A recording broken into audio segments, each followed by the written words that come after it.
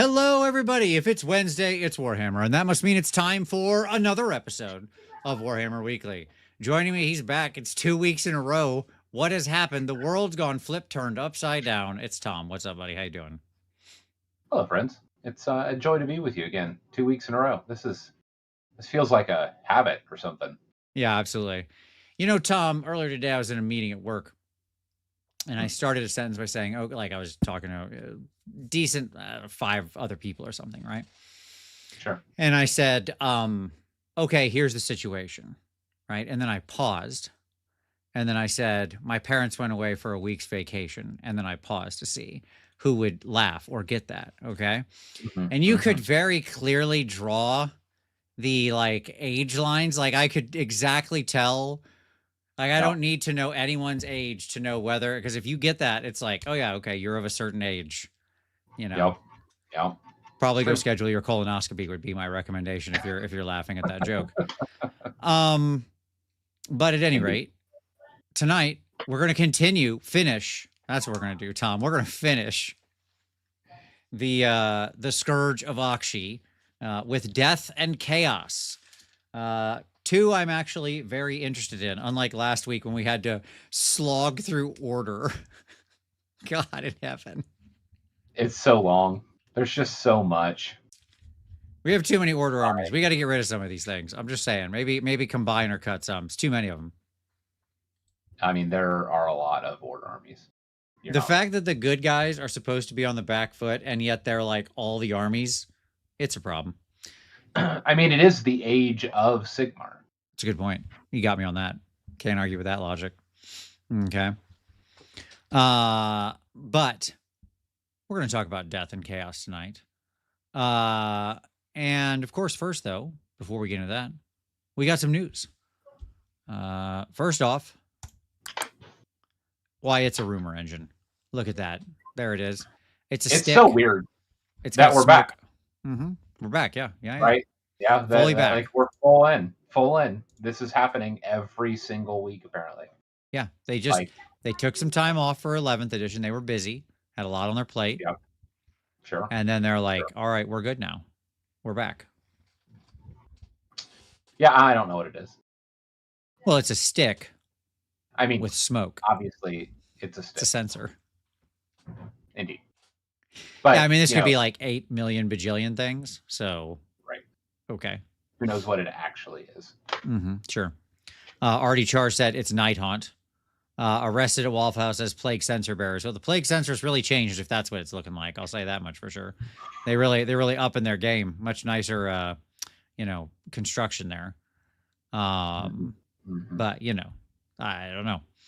At any rate, it's fine. Cool. It's probably a 40K thing, as usual. Legionnaire said, I just want GW to have Bull Centaurs in stock. There aren't any available in the US. You're not missing anything. It's fine. I mean, get 3 of them or something. You don't. 6 is kind of an overkill, honest answer. So sure. They don't do much. I wish they did more. But I say that not in a joking fashion. I guess someone who's been playing some HOH in the new season, and especially some with the new books out, it's so easy for them to just literally do nothing. Like you read the stats, you look at them, and it's like a 6-pack feels like death on wheels, but they're so easy to just get completely neutered and then die. Is it the hit value? It's a combination of them being quite fragile, and if you can disrupt them on the charge in, like. A bunch of things can make it so you don't count as having your charge bonus, or you don't get your crits, or you have minuses to hit and wound, and or all of the above. And then all of a sudden they're just doing nothing. They run in, they kill like 2 models and then die because they're made of paper, basically. So, yeah, I have actually ironically found the Anointed Sentinels, the other side of it, much more useful. Yes, I know they came out of the same kit, so like blah blah. But my point is, I've just found them much more useful. Anyways, so Coco Nautica says they exist just to be picked up off the table. The potential man of Hellsmiths. Yes, I don't even think they hit like Varangard. I really don't think that's true. Just my experience with them is they're very much easier to maintain and control than Varigard ever were. Varigard, when they were at their best, had all sorts of at multiple points had all sorts of ridiculous movement and or fight twice and or and tricks, Yeah. and we're also tough as nails, right? Yeah. We're often running in like 3 up, 5 up. That ain't Mhm. these things. So, anyways, Sure. okay. Anywho, what are we talking about here? What are we talking about? We're talking about ogres. Speaking of big guys running in, why, out of nowhere, we're going to get our ogre box thing. Yeah. Next week. They look next really Saturday. nice. Yeah, dude. Yeah. Like, I'm not an ogre player, but I was like, I don't know. That looks like an army in a box. Yeah, man. Like the army in a box, I think, is what goes out first. We don't have the date yet on when the other stuff will be coming. Yeah. Right. Yeah. But even the stuff in the army army in a box looks absolutely fantastic. I am in love, dude, with a lot of the new Maw Seeker people here, which is like largely what's in this picture. That's why I picked this particular picture. Yeah. Like the cleavers and the butcher and stuff. Whatever. I remember all these guys' names. Doesn't really matter. I think they look amazing. And Yeah, they do. yeah, I just love how like corpulently fat these the eater ones are. You know, they're just kind of like spilling out over the gut plate. Oh man, it's great. It's great. So Yeah, it feels like they really like the designers just really enjoyed what they were doing with this. I agree. You know, I did an And ogre's army in like a I weekend as a video, I remember. I remember. and so I still have one. I still have that Mhm. army, but I don't know. Could you do another one? It might be time. I kind of am feeling it. Yeah, I'm not gonna lie. Right? Like it could be time for another sort of weekend project. It's been a minute. So Oh, so maybe. you're thinking about doing like a flash paint rather than actually like an army. Yeah, sure. Sure. Okay. It'd be a fun. I'd do it like I've done a couple one, like which is painting an army in a week. I think that's actually reasonable. Yeah. Right? Yeah. Like especially with these guys, I think I could actually accomplish something that looks pretty good. I don't think I'm Mhm. interested yet. Like I just having finished up my Hellsmiths, I don't think I'm interested yet in Of doing another starting army. another like really serious army project, if that makes sense. Yeah, that makes sense. Which one would replace Larry? And we got to find out. You know, it's choices, right? Mhm. Mhm. So Real question here. real question. These are the important questions of our time. I recall you saying you want some weird hippos as mounts, and here we are, an ogre character on a hippo. Yeah, I mean the new it's kind of like a rhino hippo unicorn, but sure, it's fine. You know, there you go. Larry should be a charity auction. I don't know. Why would anybody want that? That's crazy. But I guess, I mean, if it meant to help some charity, I'd do it. But I don't think anybody's going to actually want a single badly painted ogre. Anyways. So yeah, new ogres, which is very exciting. Yeah. They And look we'll good. see. Well, yeah, exactly. We'll see when they all drop. And obviously, I think, which means if they're going on preview then next week, then that means, or next Saturday, I'm sorry, this coming Saturday, Sunday, pre-order Sunday, whatever the heck. Yeah. Good night. Dates are hard. Then it means we'll probably do the ogre show next week. So Yeah. there you go. Sounds fun. Absolutely. All right. But of course, there's some other stuff going on in the world. Tom. Yeah. What do you want to share with everybody? He said, putting him in this position, knowing Tom did not, in fact, have a pick of the week ready to go. But Zero. just nothing. I'm committed to this bit. Sure. I'm here for it. Okay. Well, once again, I will pick up the slack. Okay, and that's fine. Mhm. I will help you out.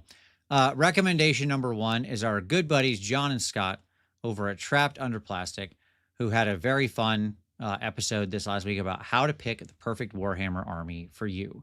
And I do think this is actually something really important because this is actually like one of the more common questions we get. And whenever we do an episode about like how to choose your army at, when you're starting out, or even when you're thinking about getting a new army, it's like really, big really, episode.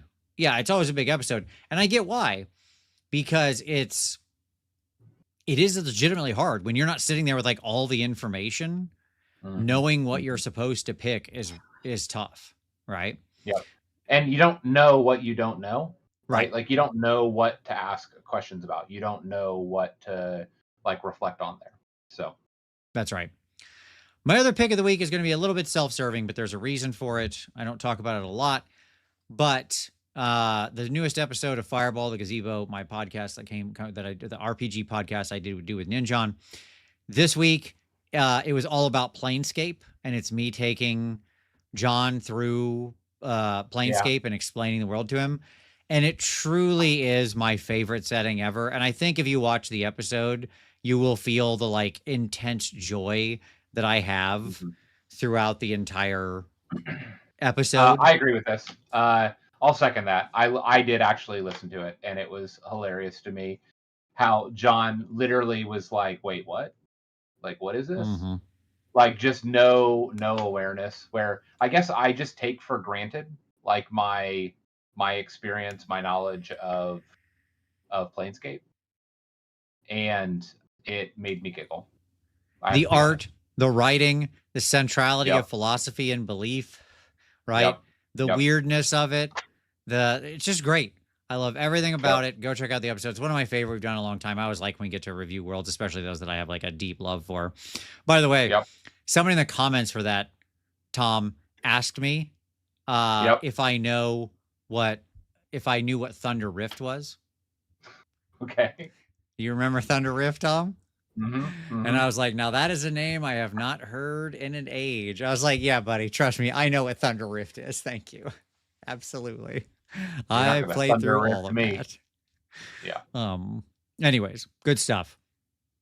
No Hilarious. talk about the Man Crushers leak. I'll mention it here real quick. Sure. With leaks and stuff, I'm always just like, whatever, reticent to talk about it because you never know. People can do Yep. really crazy things these days, but it seemed pretty realistic. We've heard that we're getting a new Man Crusher. Seemed like it's basically the same as it's not the same, I should say. It seemed like a nice, clean, updated version of the Man Crusher. It's not doing anything I thought was amazing. There you go. So, Yeah. But obviously a picture of like a sideways sprue with a potato cam is not like my best way to judge the quality of a model. So I'm also always reticent to talk about it there because it's like incomplete information. So there you go.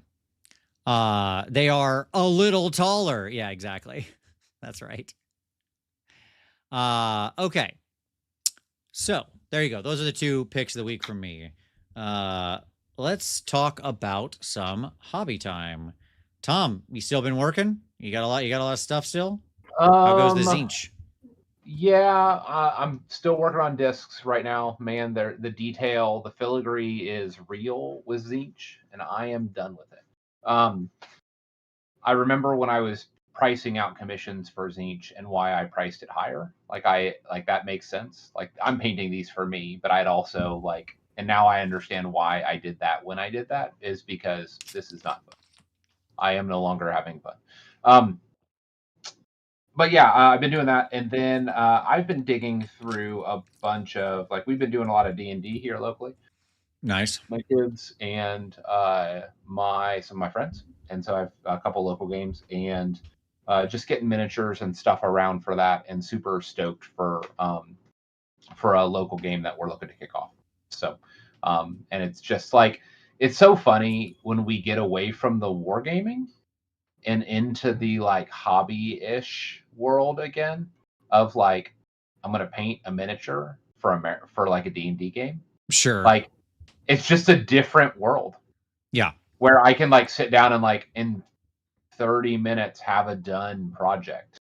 Sure. And have a complete it's funny to me just the levels of how far down the nerd, it's not the dork forest, right? But how far down the miniature painting road we have progressed that now I'm I'm going to paint up a hero, a character or whatever, and then suddenly it's just takes no time to do whatsoever anymore. And so yeah, I've been doing a little bit of that here and there, painting some some fun models like that, and it's been refreshing is the best way to say it.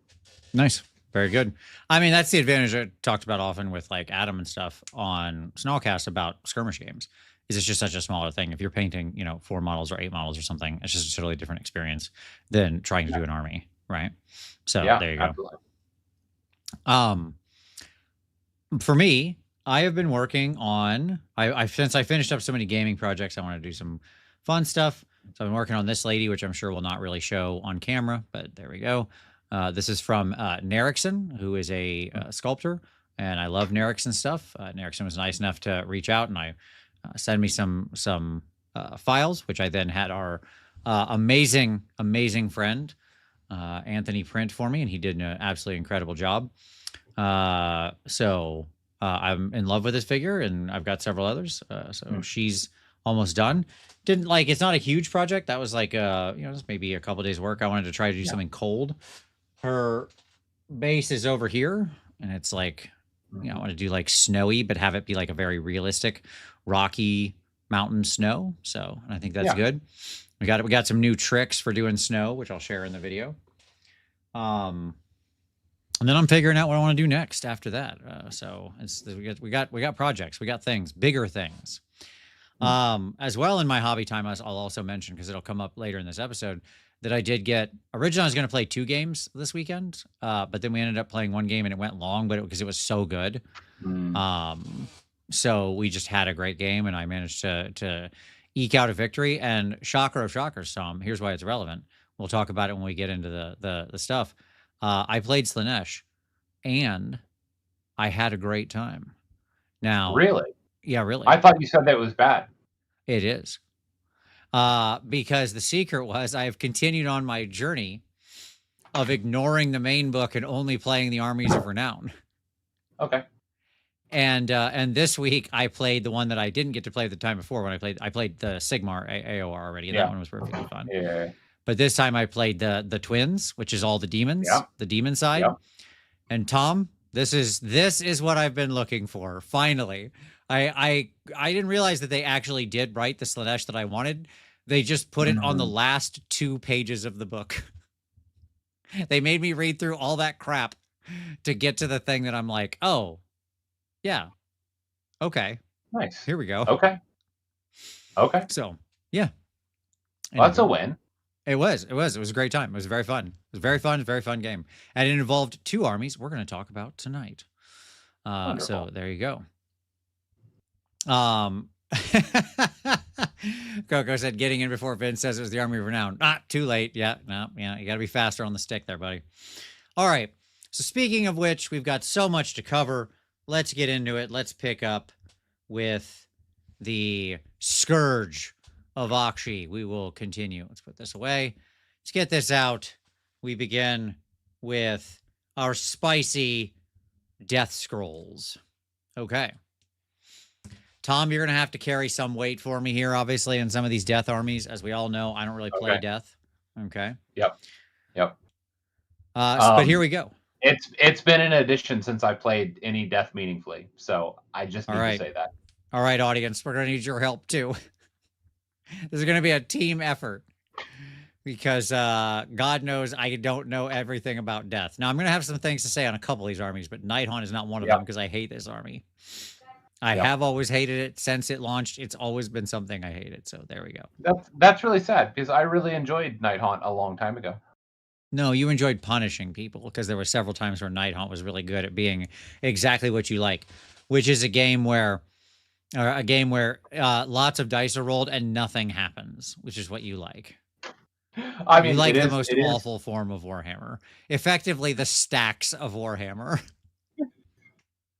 And the stacks is your life. Yeah, you would like to basically resolve an army that is nothing more than a bunch of grand abolishers. That's you. I mean, I wouldn't say it's that bad. Sure. I just, I like what I like, and there was always something about looking at my tabletop and somebody being like, I don't know what to attack, because all of it is bullshit. Yep. Like that felt good. We don't live in that now, but yeah. Arrested at Waffle says the Nighthaunt player rolling up in third to give you the worst game of Age of Sigmar you've ever played. Yep. Yep. All right. So we start out with some artifacts of power. So what do we got here? Well, we've got the Tome of the Restless Crypts. If there are fewer than 3 friendly nexuses of grief on the battlefield, set up a nexus of grief within 3 inches of a friendly night hunt unit, more than 3 inches from all objectives and enemy units, and more than 1 inch from all other terrain features, and more than 12 inches from all other friendly nexuses of grief. So other than doing trigonometry, it's a perfectly useful ability. Of course, it's once per battle. It lets you get the extra nexus out if it's been destroyed or blah, blah, blah, blah, blah. Like the various and sundry reasons you'd want one there. Okay. Sure. Yeah. Sure.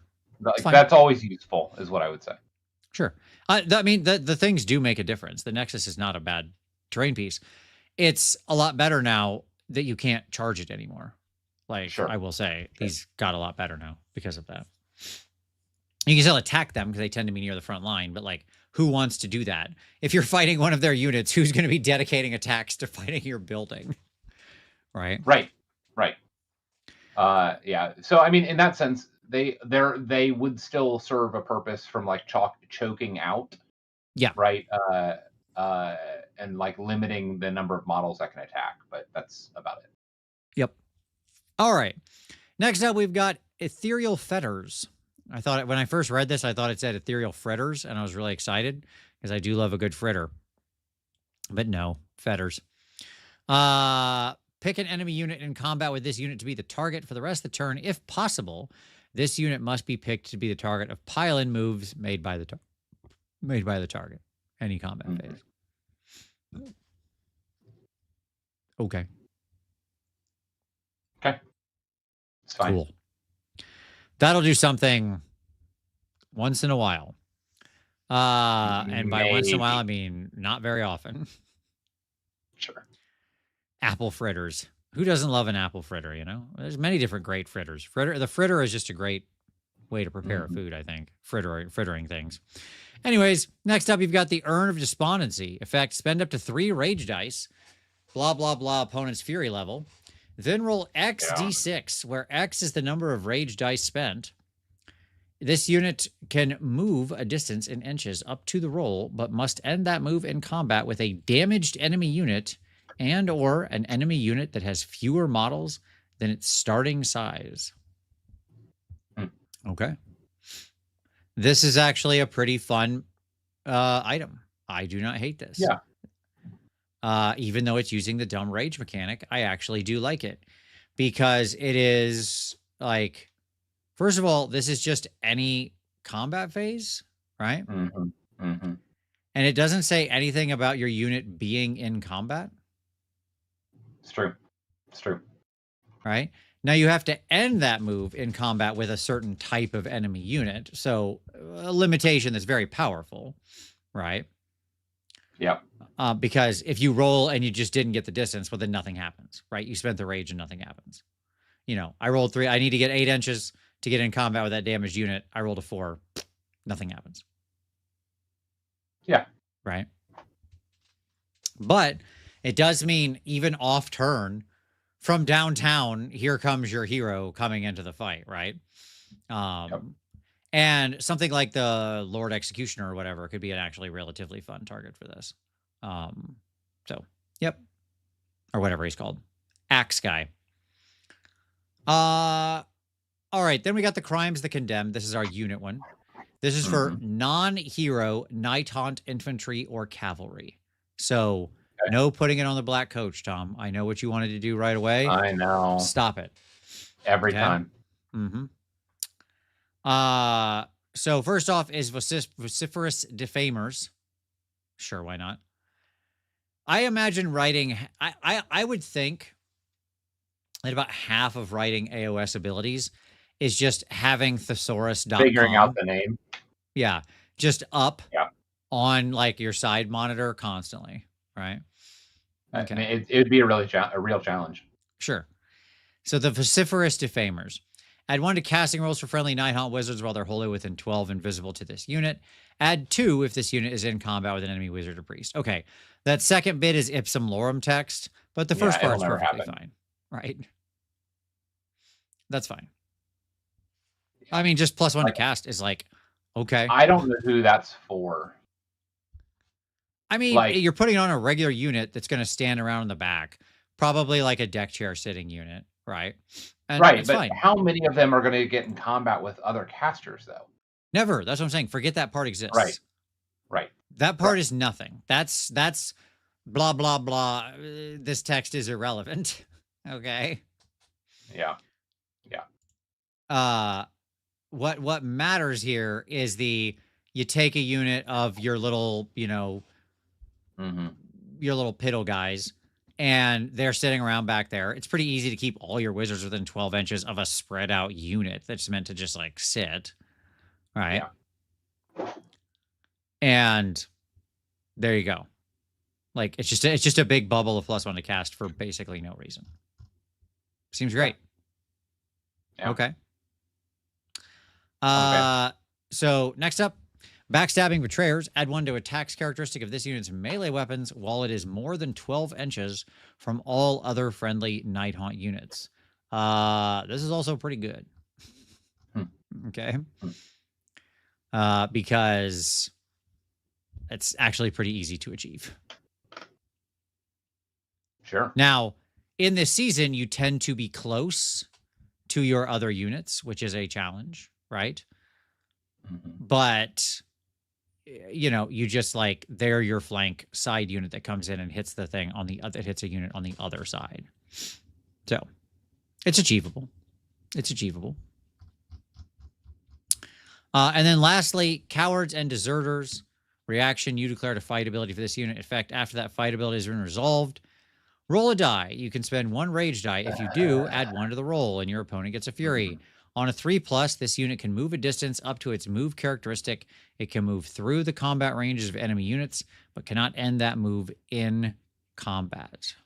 Okay. I'm so ready to not. Like, I'm already done with this season. Like, all of these rage abilities. It's just too much. Yeah, well, I mean, again, I hate to say it, but this actually isn't terrible. It means you get to fight and then run away on a 2-up if you Sure. spend the die. And I appreciate that you don't have to spend the die, right? Sure. So that's fine. Like fighting and then leaving is a very powerful ability. I don't in any way, like, I don't in any way dismiss that. I think my frustration is just like, it is on one hand, it's the number of like moving parts Sure. of subsystem, but I then understand. on the other, like, how do you ever expect someone to actually know what something is when you're on the other side of the table when we have all these moving parts? Yeah. I mean, look, Right, I get it. I agree. Here's what I'll say.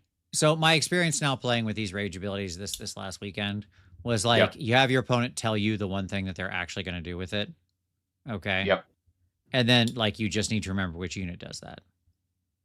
Now in a tournament, Sure. the right thing to That'll do is never like at the happen. start of each tournament, you just say, "Hey man, what are your rage abilities?" Yeah. Like that is an important question now you have to discuss at the start of the game because these things often matter, right? Like if you don't know that they gave this to a unit or something, or don't know what this does, if you just look at their list and you see cowards and deserters written next to a unit, right? Yep. It's like pretty impactful when that unit then fights you, does some amount of damage potentially, and then leaves and gets on an objective and claims that you weren't expecting. Yeah. Right. Yes, I agree. Also, you're learning rules for a mechanic you'll be throwing away in a year. Yeah, sure. I mean, to be fair, we don't know how much we're going to be throwing away in a year when 5th edition comes out. So it could be lots of things. Who knows? But anyways. Yeah. Point being, these are all fine. These are all 10 points. All the same. All the same value. So there you go. Okay. Next up, we have the Scourge of Aqshy Black Coach. Hey, Tom, did you like the Black Coach, the special Black Coach from last season? Sure. Well, then you can basically still like the Black Coach again. Because it's basically the same Black Coach again. There is like there's a few minor changes, but it's the Black Coach. It's the one you already loved. I love how with some armies, they just were, it was like so obvious that they hit pay dirt, right? And they were like, well, we got to keep that. Yep. I am deeply insulted that my Hellsmiths did not make that cut for the War Despot. But other than that, they did not. No. Instead, they were like, what if we give you a new guy that actually works against your entire army mechanic? What if we did that? It's 290, the new Black Coaches. Then you've got Spirit Hosts. Your Spirit Hosts have one ability. It's called Terrifying Specters. Once return army, any combat phase. Pick an enemy unit in combat with this unit to be the enemy target. Then you can pick a friendly Nighthaunt hero in combat with the enemy target to be the friendly target. Effect, you can spend 1 rage dice. If you do, apply the effect below. Blah, blah. They get a rage dice. Blah, blah. Otherwise, 3 up. This standard nonsense. Yep. For the rest of the turn, subtract 1 from hit rolls for attacks made by the enemy target that do not target this unit. Ignore positive modifiers to hit rolls for enemy target's attacks. And if you picked a friendly target, add 1 to the damage characteristic of its melee weapons for attacks that target the enemy unit. Okay. It's fine. Yeah. So they can't all out attack. They take -1 to go hit your character, right? Yep. Yep. And your character does more damage. All right. Pretty good. Okay. It's 100 points for these guys. Is that ability good? Probably not. No. Not for that. I mean, no. Which is disappointing, right? Like, I don't know. I don't really care. I don't think anybody really cares about Spirit Hosts, honestly. Like, legit, what are we doing here? So they're like a weird dangling part of the army. I wish they could have like done something meaningful. Sure. That's what I would say. Like, I mean, the other normal guys probably do it better. That's the trick. It's true. And they're the worst to put together in the world. Sure. Right? Like, it's truly the worst model to ever assemble. And yet it just disappoints me that like it could have been good, is what I would say. Mm-hmm. Like, I want to like them. That's what I would say. Yeah, Sporadicus says, wouldn't be surprised to see Spirit Host Legended next edition. I tend to agree. Like I said, they feel like an appendix. We could excise them and the body would keep running fine. Oh, yeah. Okay. Heartbreaking. Next up, Soulblight Gravelords, I guess, because apparently they're not in alphabetical order. I don't know. Whatever. It's fine. I hope I didn't close one. If I did, I'll find it in a second. All right. SBG. So, with SBG, we've got some heroic traits. First one, passive, Immortal Ego. Each phase, you can reroll 1 hit roll, 1 wound roll, and 1 save roll for this unit. This is a good ability. I mean, this is an extremely good ability in the current season. Yeah. Because this lets you actually capitalize on your rage dice. When you unleash the fury. Unleash the fury, Mitch. Was it just per phase, or does it actually specify what those types of dice you're rerolling? No, each phase, 1 hit roll, 1 wound roll, 1 save roll. So the key there being, like, it's great. You can use it in the normal combat phase. Then when you do your 3 attacks or whatever, spend your 3 dice at the end of turn. Hey, do it again. Okay. So there you go. Good. Yes, returning ability and the one you still take. Yeah, I agree, CW. Yeah, it's good. It's very good. It's just like better in the current season than it was before. Furious Endings. Each time a manifestation within 12 inches of this unit is removed from play, gain 1 rage dice. How did they write those 2 abilities and go, yeah, those are about the same? Those are about the same thing. It raises so many questions. Like, really? If this said, each time a manifestation is removed from play, gain a rage dice, right? Like no distance, just on the board. Yeah. I would still take the other one. Okay. Sure. If this said each time a manifestation is removed from play within you, the player's line of sight at a tournament. Hey, did you guys just banish something over there? All right, cool. Maybe I think about not taking the other one. Okay. Oof. Yeah. There is such a delta between these two. It is mind-boggling. So anyways, okay. Then lastly, Eternal Thrall deployment phase.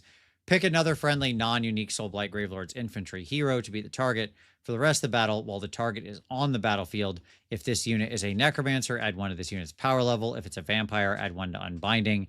If it's Death Rattle, ignore the first damage point allocated to it in each phase. Okay. Oof. Okay. So, anyways, next. Thank you. Next. Origins of Terrifying Folk Tales. That is a long one. They were out of ideas on that one, Tom. Non-hero Soulblight Gravelords infantry units. Infantry only. No whatever they're called now. Barrow Guard, Barrow Knights. There you go. That's their name. Right. No Barrow Knights. Yes, Barrow Guard. No Barrow Knights. All right. First off, deployment phase, the empty graveyard. Effect, remove this unit from the battlefield and set it up again more than 9 inches from all enemy units and either wholly within 7 of a terrain feature or wholly within 7 of the battlefield edge. This unit cannot use move abilities in the first turn of the first battle round. Okay, fine. Not bad. Yeah. Replacing units or putting units on, it's not bad. Yeah, sure. Anytime you can like set something up and then be like psych and then put it somewhere else is a good ability. Yeah. Next up, we've got the Never Dead, usable in any hero phase. Spend a rage dice. If your opponent's fury level is lower, blah, blah, they gain a rage. Then for the rest of the turn, each time you make an unmodified save roll of 5+ for an attack that targets this unit, the attack fails and the attack sequence ends. Okay. Sure. Fine. It does what it does. That's fine. Sure. That's fine. It's like another pseudo 5-up ward, basically. Like it turns your armor into a pseudo 5-up ward, which can sometimes be valuable and sometimes not matter, like literally at all, depending on what you're getting attacked by. But okay. And then finally, at the end of any turn, the Incarnadine Killers. This is the good one, by the way.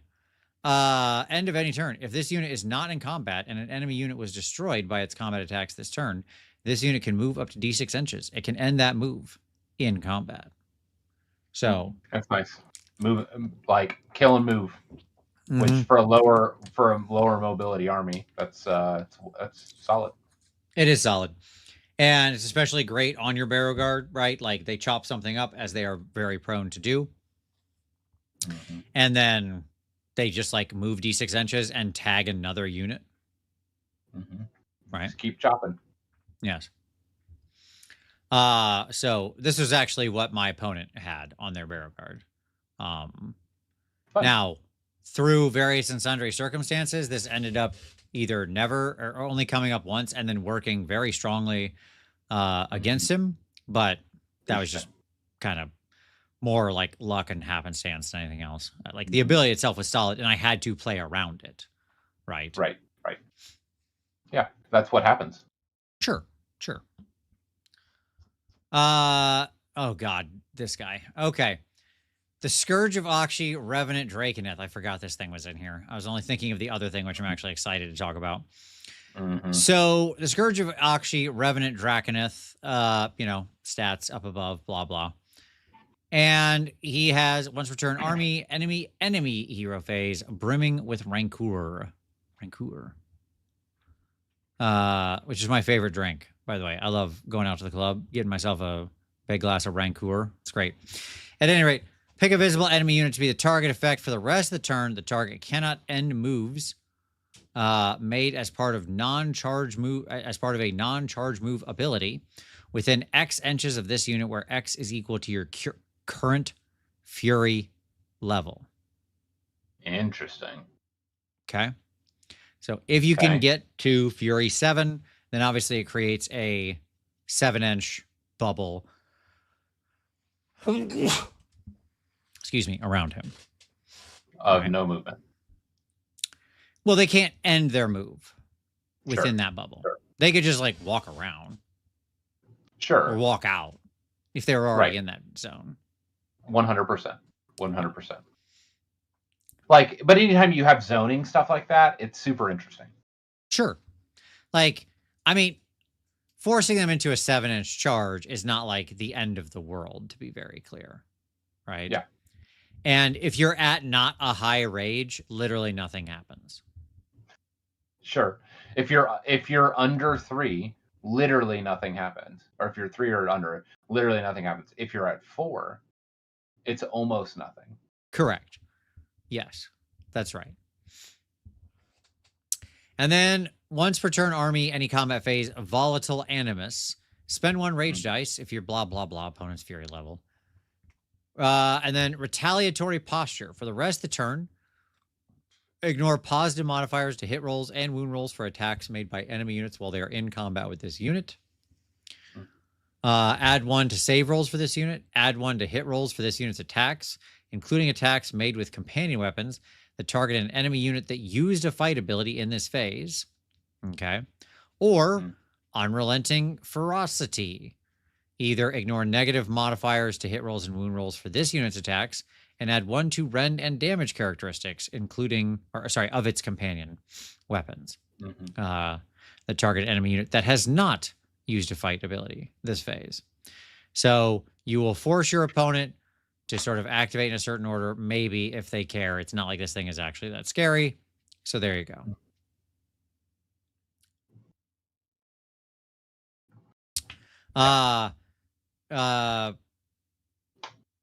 Yes, I'm going to say Matega Baroth. There you go.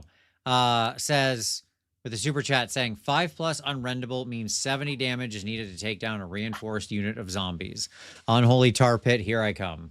Okay, I hadn't thought about that particular mathematical combination. I got to say, I don't hate it. That's fun.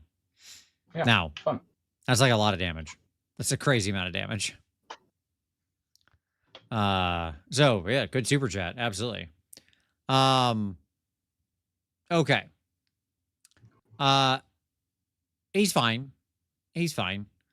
Again, as always, I don't think even with all these bonuses, this thing really survives. It's so big. It's so like unwieldy to get on the board. And I think it ultimately just gets like ran over. Now, if you've got a lot of fury where you can like make this thing feel no pain, it could stick around. You can generate, yeah. That's a big if. But let's talk about this other guy. Go ahead. Yeah, it's just not automatic, is what I would say. Sure. Like there's ways around both of these. You just choose your order differently. Depends on how many fights are going on. Like it's a very sort of squishy ability, right? Okay. Live the dream. You can use the 7-inch bubble to keep an enemy off an objective, then redeploy out of charge range. Yes. Oh, what's it cost? Sorry, the Revenant Dracoth is $290. He is $290. Which in my estimation is like still a little too expensive for what you're going to get out of this guy. And by a little too expensive, I mean like conservatively 60 points more than I think he should be. The regular Revenant Draconoth, who is also bad, is 180 as a point of comparison. Wow. Okay. So big difference. Yeah, it's not comparable. Yes. Oh, Nimblong, D&D 2nd edition question. Do you use a DM screen with useful charts? If so, what charts or where can they be found? My good man, yes, I do. Just go to eBay, search 2nd edition D&D DM screen. I guarantee you there will be plenty of people. If you can find the one that came out of Terrible Trouble at Tragador, which is the yellow one, a super classic DM screen, it has basically everything you'd ever want on it. It was very popular. It was used like a lot. But there's also, when they did the reprint of the player's handbooks and all of those, they also made one there that had basically the same information on it, a few extra different charts. That one actually has like a 2-pack.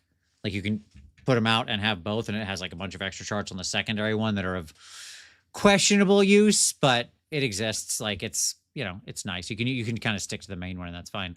But yes, that's what I would do. And yes, I do, and I use all of that stuff. I have like 3 DM screens set up around me at all times because I love charts. All right, let's talk about this little weirdo.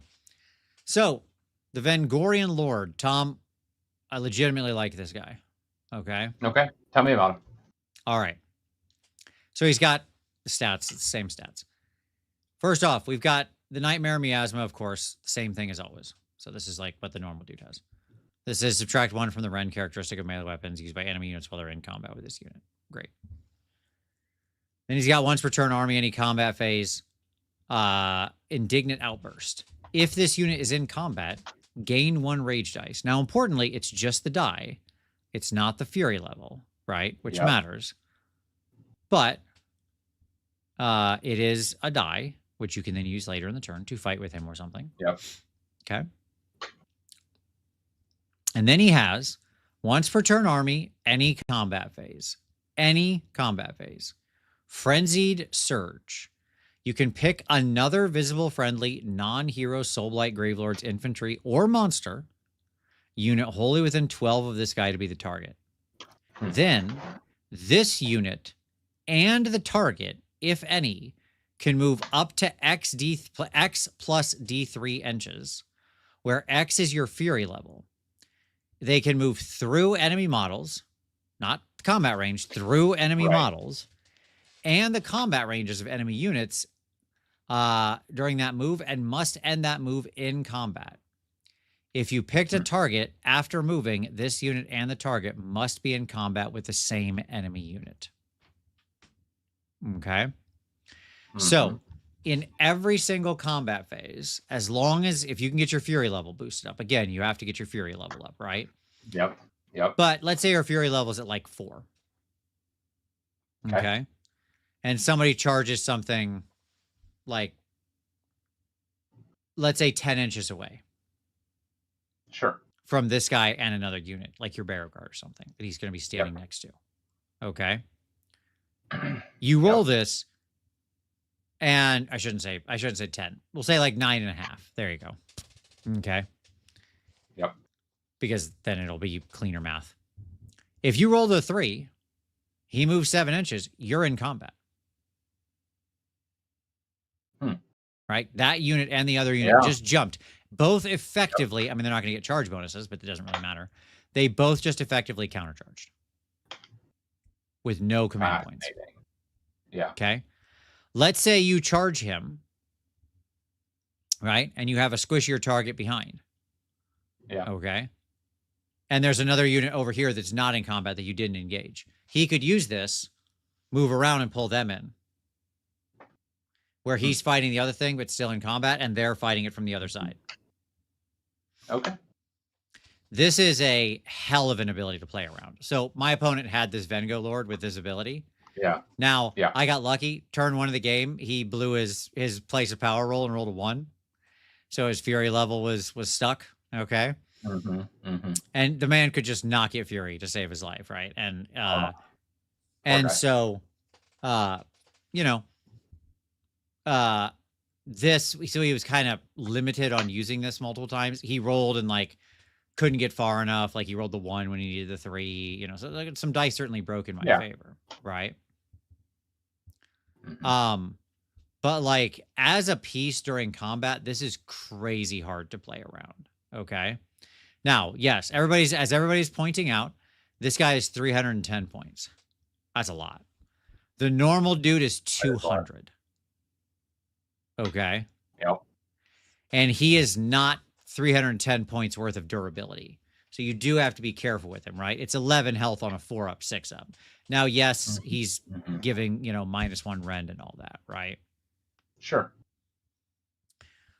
But, you know, this was an ability that I had to be like constantly playing around. Constantly. Sure. Sure. It sounds like it. Like you had to be constantly aware of what it, like where he was and what he was doing. Yes, and like how many exact inches away from him, and am I stopping with this thing I'm charging over here? What's your current for fury level? Yep. Am I able to fight what I want? Can I pilot? Like it dictated everything about combat for me was dictated by this guy existing. Fascinating. Okay. Okay. And now the reality is, I was like through a couple lights, I said lucky dice rolls, and then just like playing very carefully because I trained for a whole season on playing Slanesh, where I was handing my opponent 3 dice that gave them 12-inch counter charges. I was ready for this. Okay. Sure. But the point is that like this is a very, if the sort of value of an ability can be judged at least in some degree on whether or not it makes your opponent change their play patterns and or potentially make a mistake, right? Yep. Like they have to get it right every time. You only need to get it right once. Okay. And when that's the game, this guy's pretty powerful. Again, 310 is a lot, but I think he should be significantly more expensive than the normal one. This dude is very powerful. Yeah, for that many hit points, I mean, it's rough, but it's understandable. Yeah. I think he is still too high. Like he could come down some, but he should be well more than the normal 200-point Vengorian Lord. But again, most lists have some slack in it. I would say, yes, he sounds very expensive. I said the same thing about other characters from the last season that I ended up playing and then actually loving because like the utility was just so high. It was worth it. Yeah. And I think this is one of those cases. Nice.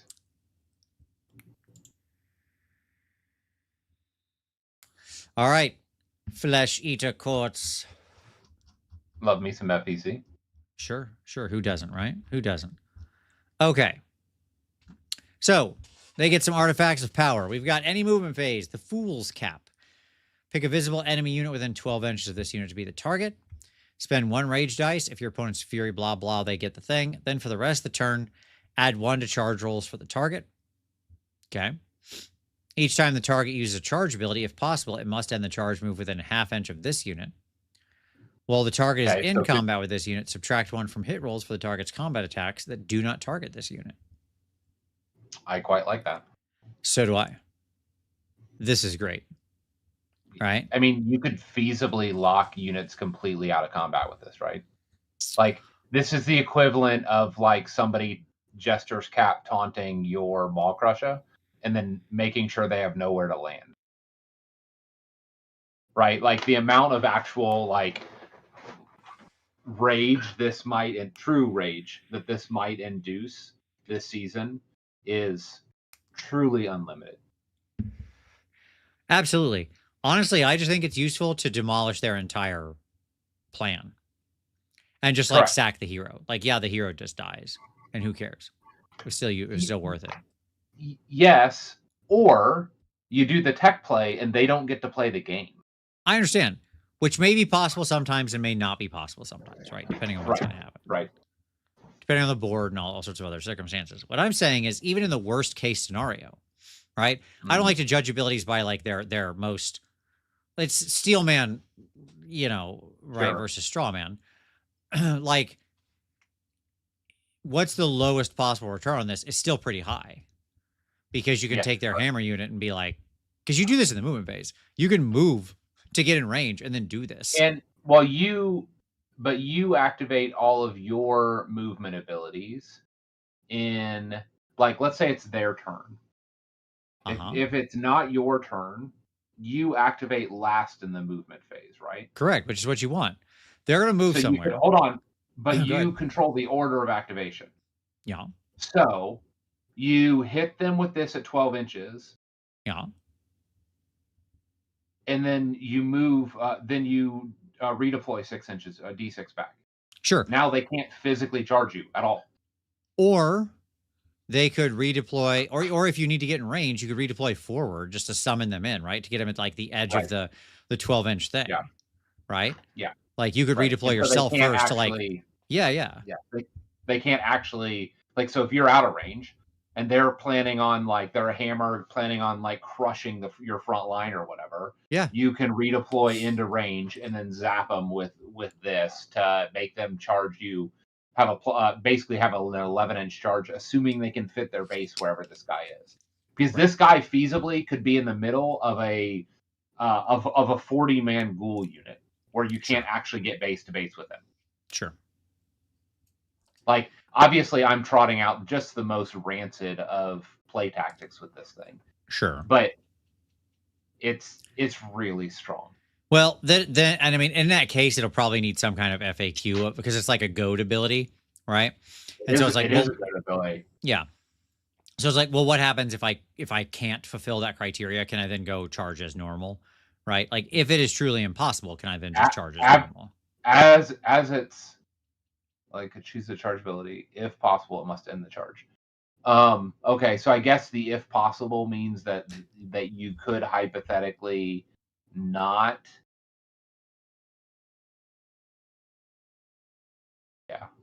Yeah, it needs an FAQ to know, like, if you actually put them in a no-win scenario, what is then their choice, right? So, right, each time you. But is it just like if you don't roll high enough on the charge, it's not possible to end there, so I'm going to end somewhere else? Right. I don't know. That's what I'm saying. Because it's if that's the case, it's trash. Sure. I understand. Yeah. I am reading it where it's like, well, it was possible, but you failed. So hence it doesn't work. You can't actually charge. Whereas in the case where you've locked them out, it was actually impossible in all circumstances, so you can get in. Like, again, I don't know. Okay. Yeah.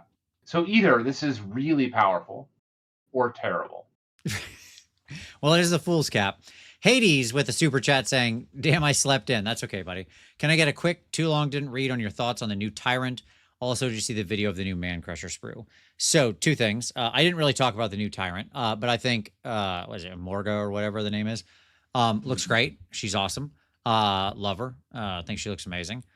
Didn't really talk about it much at all, but yeah, very excited to paint that model for sure.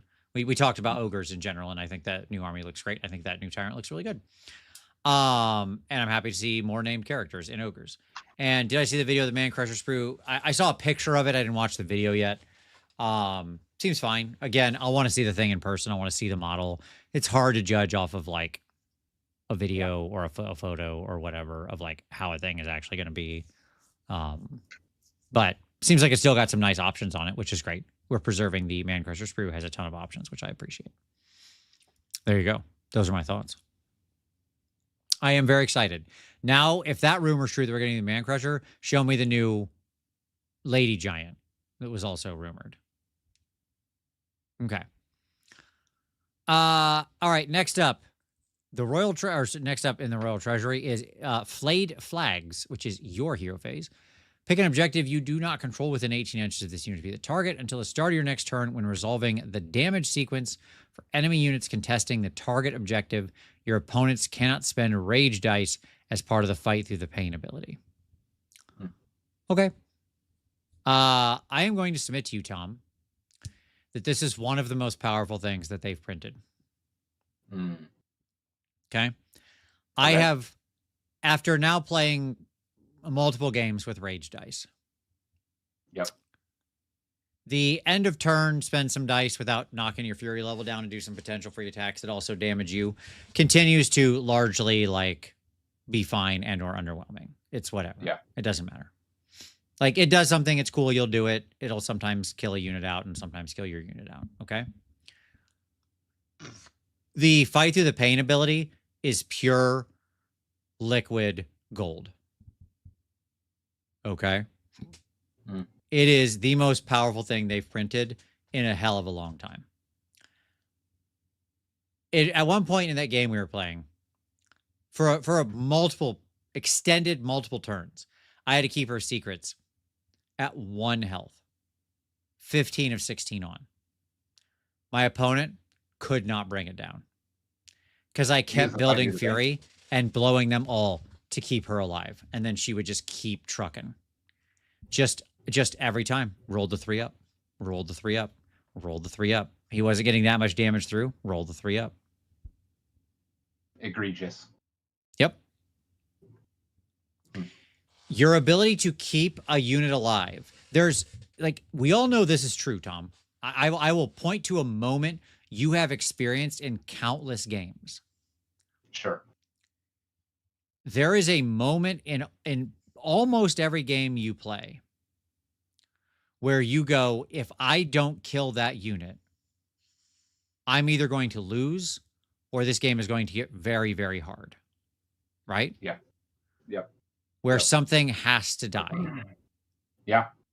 Yeah. If your opponent recognizes, as good opponents will, that that's the moment you're at, and they have built up their fury accordingly as they should be by humping a place of power, you will not kill that thing. Unless it just gets overkilled to high hell and back. Like, when I killed his Vengo Lord, I had to overkill him by so much that there was no way his fury could save him. Yeah. Like, I put like 22 damage on him after Wars. Right. Which it itself becomes its own like resource drain. Right. Right. Where like you're trying to overcompensate and understand how they're going to counterplay with rage. And then it becomes, then they have to overcommit to something that shouldn't need that much to kill it. Right. Which is all just fascinating, right? Even squishier, powerful monster heroes end up becoming just absolutely so much stronger. That's why, like, I was actually sort of on the Revenant Dracoth, because like that's what gave me a second of pause, because Fight Through the Pain is so strong. Now, the fact that this is limited to just while they're contesting some particular objective makes me think it's not actually that good. But I wanted to use this moment to talk about how important Fight Through the Pain is. It's so strong. Okay. It's great. Next up, Ring of Nightmarish Visions. Pick an enemy unit in combat with this unit to be the target. Roll a number of dice equal to your fury level. Add 1 to each roll of this unit charged this turn. For each 4+, inflict 1 mortal damage on the target. Okay. It's fine. Like, it's a very good ability. Because it's just any combat phase. And it doesn't reduce your fury or give your opponent fury or anything like that. Mm-hmm. It just keeps happening. So, like, if you are running around at, like, Fury 7... it's just like 4 mortal wounds at the start of combat for no reason. Which is good. Again, your heroes are all made of paper, so your mileage may vary. But they're all good. They're all good. That's the take-home. All right, Noble Pursuits.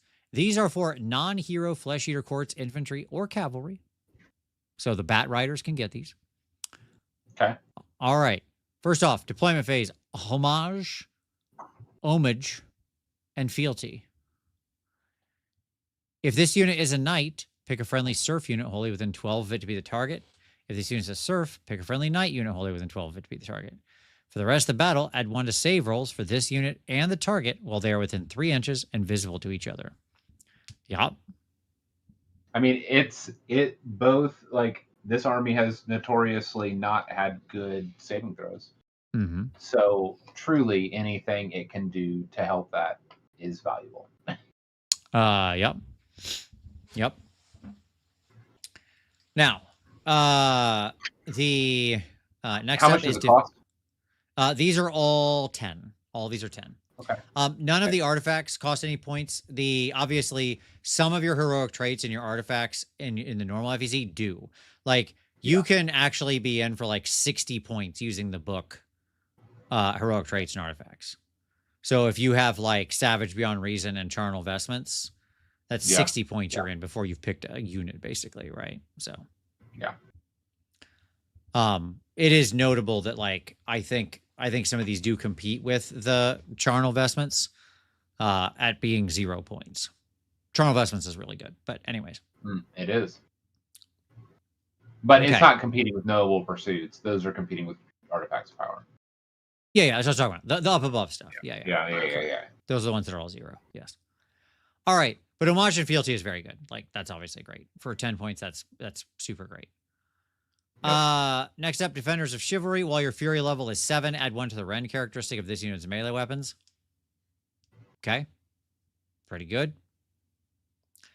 Loyal Squires. By the way, I love that ability. Thank you. Simple, effective, tasteful. Straightforward. Yep. It's great. That's the kind of...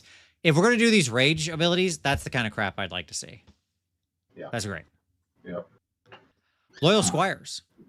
Pick an enemy unit. This is any charge phase. Pick an enemy unit in combat with a friendly Vargulf Courtier to be the target. For the rest of the phase, add 2 to charge rolls to this unit. If this unit uses a charge ability, it must end the charge move in combat with the target. Okay. Okay. You can go get your guy. Go get your guy. So there you go. It's fine.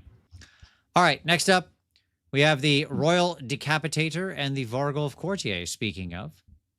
So the Royal Decapitator, he's got 2 abilities. First up, we've got the Executioner and Enforcer. Once per turn, army, your hero phase. Pick another friendly Flesh Eater Court's infantry unit within this unit's combat range to be the target. 1 model in the target unit is slain. Then, until the start of your next turn, ignore the first damage point that would be allocated to each visible friendly Flesh Eater Courts unit in each phase while it is wholly within 12 inches of this unit. I've talked before how this ability is weak in general, but actually quite strong when you make it a big giant bubble. This is a big giant bubble of this ability, and it's generally worth killing a ghoul over. Right? Mm-hmm. Mm-hmm. And then once per turn, army, end of any turn. If any damage points were allocated to an enemy hero by this unit's combat attacks this turn and that enemy hero has been destroyed, pick an objective or terrain feature within 6 inches of this unit to be the target. Effect, spend 1 rage dice. If your unit's fury level, blah, blah, increase it. Then for the rest of the turn, subtract 5 from the control scores of enemy units while they are contesting the target objective or terrain feature. Okay. Womp womp. How much is this guy? The Decapitator Man. I mean, his 90? first ability is good. His second ability is like, whatever, it's fine. Decapitator Man is 100 points. And he is still a bonus hero, of course. Yeah. Then we have the Vargulf Courtier. So he's a beast, because he's still a beast. That's fine. And then he has, once per turn army, any hero phase, the Howling Saint. Pick a visible friendly Flesh Eater Court's priest, wholly within 18 inches of this unit to be the target. The next time the target uses a prayer ability this phase, when picking targets for that prayer, you can measure range and visibility from this unit instead of from the chanter, and add 1 to the chanting roll for this prayer. Okay. What prayers are they doing? I forget. Like, I would have to refresh on. Like, what are they bouncing out or extending out with this guy? That's the question I would have. Yeah, so there's some decent prayers, and like having both enemy and ally, or is it all ally targeting? I'm trying to remember. I thought there was 1 enemy, but I haven't read their prayer list in a hot minute. But what I'll say is, like, just being able to call the +1 to chant, like, forget about that. Just being able to grant +1 to chant is actually quite good. Yeah, this isn't terrible. And like, this guy's still pretty fast. He's a dumb beast. He does what he does. He runs around. He can be a little, Lotus. Oh, that's right. The 5+ ward. Yeah, there you go. And the Summer Kings fight twice. There you go. Thank you. Yep. Okay. So I like this little dude. He's 110. I've always been partial to the Vargulf Courtier, but yeah, like, he obviously I could do the Vargulf Courtier at 110. Yeah. Like, 7 attacks on damage, Ren 2 against infantry damage 2. Sure. And he can, like, yes, he's not surviving, but that's not his point, right? Well, like, if he does, his big Richui Chomp bite is actually an excellent target for the Fury. Because it's 3s and 2s, rend 3, damage 3 if he's fighting infantry. It's a crazy good Unleash the Fury rage dice attack. For 110 points. Mm-hmm. And he's going to extend your prayer bubble. Okay. Yeah. Okay. I like him a lot. I think this guy's a definite winner. Yeah. This one, we didn't do it, so we forgot our rating. Sorry. Let's go back. Oh yeah. Okay. So let's do it here. Night Haunt. Still spicy. It's fine because the coach is in here, the Spirit Host or whatever, but the other stuff was good. Yeah. Soul Blight. Definitely spicy. Love Vengo. In for him all the way. Him alone would make me call it spicy. And Flesh Eater Quartz. Also. I think it's spicy. Also spicy. Absolutely. I think there's really good abilities up here that are really solid, and I think the Decapitator is not terrible, but I think he's like Yeah. good. He's like a 6. But the Courtier, I think, is actually pretty great. He's like an 8. So Yeah. on the spicy level, we're up there. We're not at atomic or anything, but it's spicy. No. Yeah, it's spicy. All right. Certainly playable. Absolutely. Hey, there's OBR. All right, I didn't close him accidentally. That's good stuff. Good on me. All right, Ossiarch Bone Reapers. So FEC is definitely not suffering from any delusions. Yes, indeed. Okay. We've got some artifacts of power. First one, reaction. You declared the rally command for a visible OBR unit wholly within 12 of this unit. The Banner of Old Ossia. Yep. Does it feel like the names are just like supremely uninventive? That's it? You know what? No, I can tell you exactly what it is. It's just ChatGPT all the way. They just uploaded the book and they're like, generate me a list of 3 item names for this army. And that's their workflow for naming. I don't know, man. I think ChatGPT would have been more creative than that. But anyways, for each rally point spent, heal 1 another visible friendly non-hero OBR unit wholly within 12 of this unit. So like when you actually spend your rally points, you get 3 here, and then you can do 3 there as well, or whatever you have in a roll. You can spend a number of rally points equal to the health characteristic of that unit to return slain model to a visible Ossiarch Bone Reapers unit wholly within 12 of this unit. Okay. So you can actually bring people back. Cool. Okay. That is cool. You can put your big boys back in.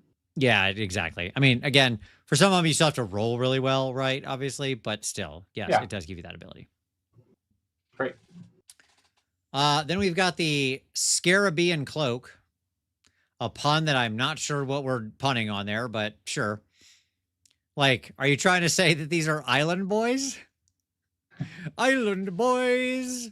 So it's come visit the Scarabean. It's like a Halloween party in Jamaica or something for the tourists, right? Visit this. You can see it, right? I don't know. I can unfortunately see it. Like you get off the cruise ship, it's October, and they're like, "Oh, welcome to the Scarabean." And they've got like little pumpkins set up around and stuff. Yeah, for sure, for sure. Okay. Anyways, remove this unit from the battlefield and set it up again on the battlefield. More than 9 inches from all enemy units. Yeah, it's a once per battle teleport. The joke at the beginning was funnier than the ability, but it's fine. It's a once per game teleport. Yeah, which I don't hate. Sure. I don't know what hero I'm putting this on, but I don't hate it. Then we've got once per battle, end of any turn, the Soul Web Gem. This unit can only use this ability if it was destroyed this turn. What a very funny thing. Set up a replacement unit identical to this unit on the battlefield, wholly within friendly territory and not in combat. Then allocate a number of damage points to the replacement unit equal to its health characteristic -1. So, guy dies, guy's back automatically, but at 1. Equal to its health characteristic -1. No. Health characteristic. So if it had 5 wounds, its health characteristic is 5. -1 is 4. Yeah. And that's how much damage you allocate to it that ward rolls can't be made for. Oh, damage points. Got it. Okay. Yeah. So it comes back at 1. I understand. Why we can't just say in the rules, set them up and they're at 1 health? Yes. One wound remaining. 1 health remaining. I don't know, but sure. That's fine. I'm sure there's some kind of reason in the game rules why we have to use this stilted language. This legalese. Okay. Look, I bag on these kinds of abilities because a lot of them I hate where it's like, if you die, roll a die, and on a 3-up, you don't die, and instead you're a D3. This is just like, if you die, this is actually the good version of that thing, because you're back for sure, and you're back probably in a safe position. Yeah. Yep, because you're just teleporting somewhere, not in combat. Right. Yep. All of these are 0, by the way. Okay. Then the Mortised refinements given to non-hero Ossiarch Bone Reapers units. Period. No limitations. Just non-hero. Interesting. Okay. Perpetually empowered weapons. This unit's melee weapons, including companion weapons, have crit 2 hits. Or elongated tibias. Funny. Add 1 to charge rolls for this unit. Sure. They've been doing some bone smashing on their tibias. They're ready to go. This is like the clavicular of OCR Bone Reapers, but they're doing it with their legs. Yeah, just +1 to charge, which is great. And then utterly unquestioning. Effect, each time this unit uses a relentless discipline ability, roll a die as a reaction. On a 5+, subtract 1 from the number of relentless discipline points that must be spent to use that ability. Okay, sure. So you get like a third refund. You get a third rebate of 1, basically. You get 0.33 RDP back every time you use one. There you go. Sure. I mean, +1 in charge and always crit 2 hits is pretty good. All right. Then we got 2 units here, of course. We've got... First of all, it's really funny to me that they picked the Reapers. Let me just say this. Because I actually think like the regular Mortis Reapers are pretty good. They're playable, for sure. Yeah. It's just like a weird choice. Where... I don't know. They could. There wasn't anything else. It's just strange. I don't know.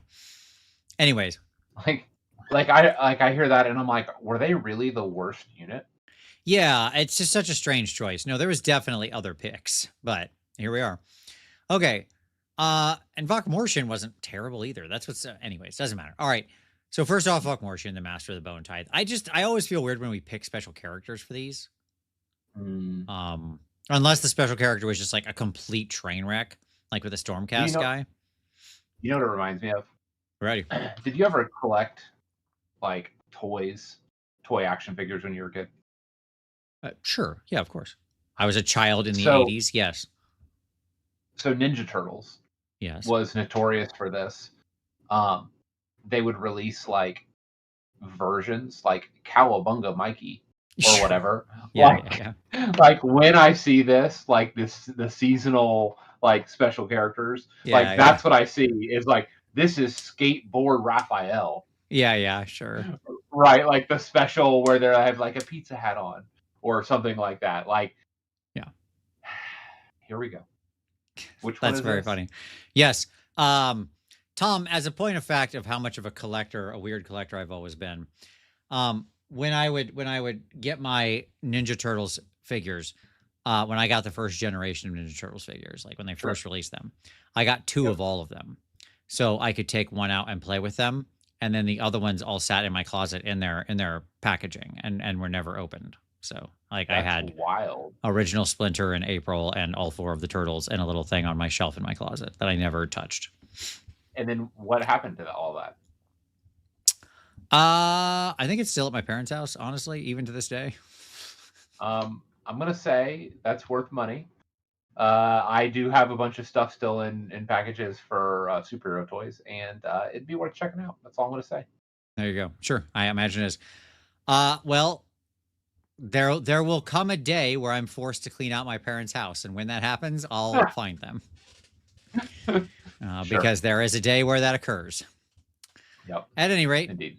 Master of the Bone Tithe. Your opponent must pick one of the following effects. The opponent picks it. Pay the tithe. Your opponent must pick a unit in their army on the battlefield to be the target. They cannot pick a manifestation or a terrain feature.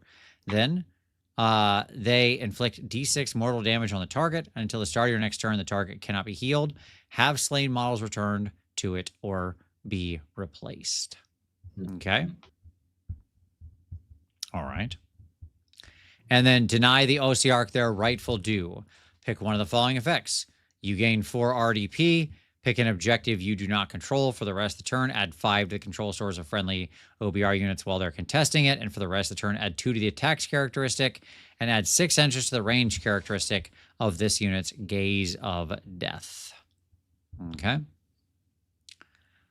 Now, your opponent's making the choice here, right? And so what this is actually doing functionally most of the time, because most people are so so pain avoidant, is just giving you 4 extra RDP. That's what's actually happening. Yeah. Right. The control is like, yeah, once in a while that'll matter, but most of the time and certainly his own attacks don't matter. But it's giving you 4 bonus RDP, which is pretty powerful. Right? Because if you're running like the 6 or 7 RDP Cav guy, suddenly you're jumping up to like Catacross levels of RDP every hero phase. Okay. And then next up, Cowed into Action is his spell. He has a wizard too, of course, because he's Morton. Pick a visible enemy hero with an 18 to be the target until the start of your next turn. Each time an enemy unit within the target's combat range uses a command, unless your opponent spends 1 rage dice to use that command, the command has no effect. It still counts as having been used, and the command points spent to use it are lost. Okay. Sure. Fine. I think the first ability is actually quite strong. Okay. Sure. I did, in fact, say 6/7. That is true. All right. Mortis Reapers. So we've got once per turn army, any charge phase, terminate their command. If this unit is in combat, pick a visible enemy hero within 12 inches of this unit to beat the target. If the target is more than 3 inches from all other enemy units, apply the effect below. Otherwise, roll a die. On a 3-up, apply the effect below. Remove this unit from the battlefield and set it up again within 1 inch of the target. So blink, blink, assassins. Cool. Okay. And then once per turn army, end of any turn. If an enemy hero was destroyed by this unit's combat attacks this turn, your opponent must reduce their fury level to 0. These guys rock. That seems pretty good for the season. Yeah. This is one of those things where like the existing dudes are good and these guys rule. Okay. Getting within 12 of a hero is really not that hard. Like that's a good distance. Well, especially given how the season is playing out, right? Sure. Yeah, because you're fighting in a phone booth. You're on a Warcry board, right? The heroes will tend to float right around the outside of that board often, but still. Like almost all of our heroes were in a punch-up in one corner of that Warcry board on one objective for like 2 solid battle rounds. Wild. Okay. There was... What was there? There's 1, 2, 3, 4. Yeah. There's like 4 heroes. A total of like, between our 2 armies, there was like 12 or 1,300 points. Not counting, there were units there too. There's like 12 or 1,300 points of heroes fighting in one corner of that. Not of the battlefield, of the Warcry board. Right. Wow. And so like, yeah, it's not that hard. And the fact that like, yes, it means sure, they could still bubble wrap their dudes. So there's no way that you can get within 1 inch and stuff like that. Not every hero can have that done as units get depleted. The fact that in turn 2 or 3, which is where they're likely to pull this trick off, they can just knock your opponent's fury to 0 is so strong. Now, see previous statement I made. If I know this is an ability these guys have, you bet your bottom dollar, I'll just burn my own fury, keeping the hero alive. Right? Right. Which is fine. Either way, I achieved my goal and got him to 0 fury. Yes, you're controlling the flow of things. Right, exactly. It's like an effect that makes you tap your mana every time you cast a spell, and it's like, all right, well, I'll just tap out then. But yeah, but that's still good. Sounds great. I will tap my mana. Yeah. Yeah. So this is spicy. OBR, generally very fun. I'm not sure it saves OBR overall. They're in kind of a rough-ish spot. Oh, those guys, by the way. Oh, I forgot, Tom, the best part of these guys. I totally forgot. So the regular Mortis Reapers, who are they can teleport around terrain, so they're very mobile, very scary type of dudes, you know? They're 110. They went up 20 points, okay, in the most recent points change. Regular. Okay. These guys. Yeah. Oh, you're saying the regular. Yeah. Are 90 points. What? Yeah. Okay. I accept. Right. What? I'm back on board. Yeah. 90. What? Wild. You guys are so good. Yeah. Wild. Different people write these Great. scrolls. That's all I'm saying. Okay. Yes. Like it is very obvious. You're saying it's not the same team. Got it. No, that's crazy. That's so good. All right.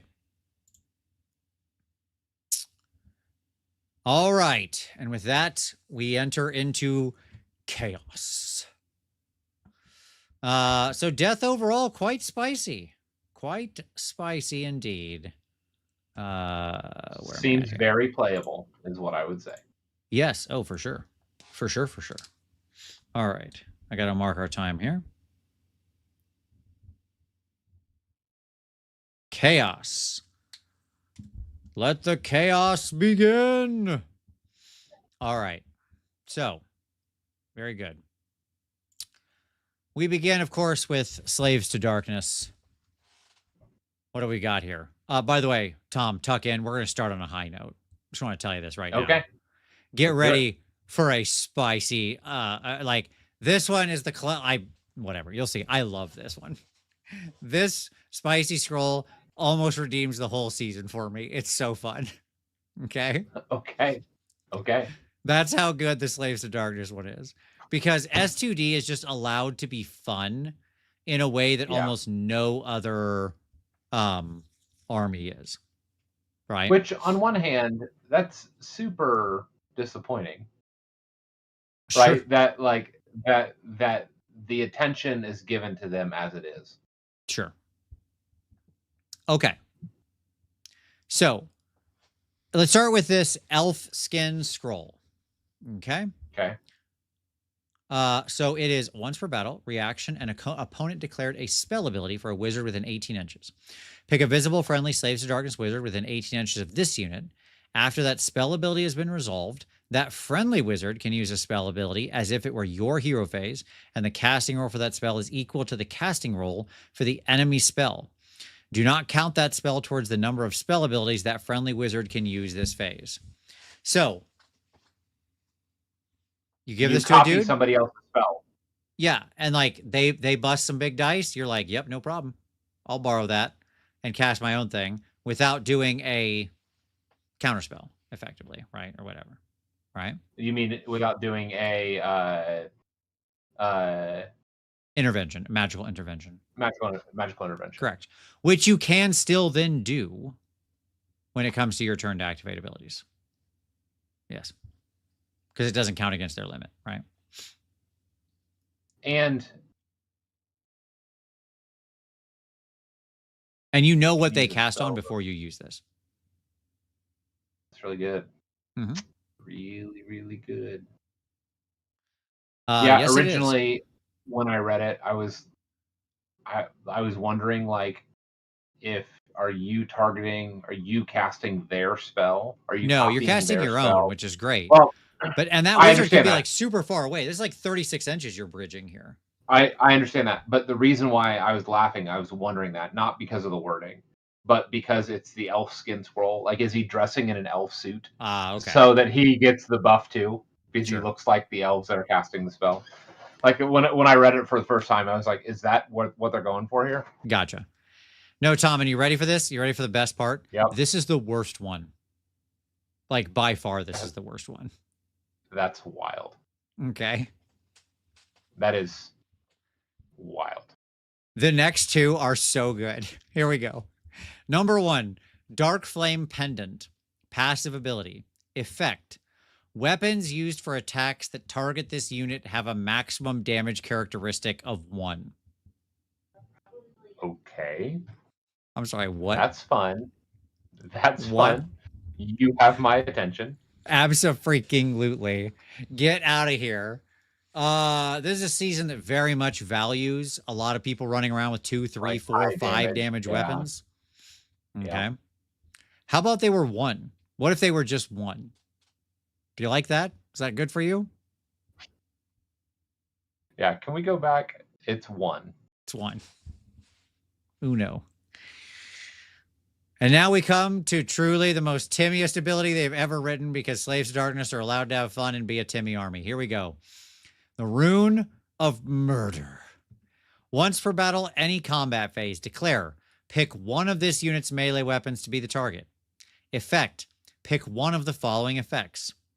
inflict 3 mortal damage on this unit, then double the target's weapon attack, double the attack's characteristic of that weapon for the rest of the turn.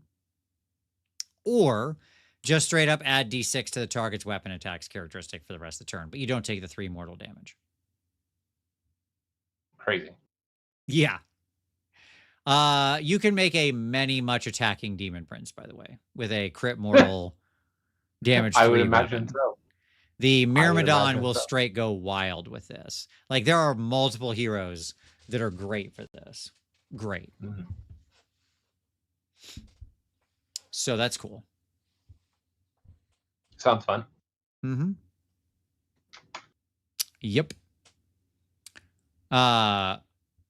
You'd think Dark Flame Pendant would be on a 3+ or something based on how they usually write these. Nope. Slaves to Darkness are allowed to just have fun abilities. Yeah, these are wild. Okay. So, anyways, starting off strong. That's what I'm saying here, right? We're starting strong.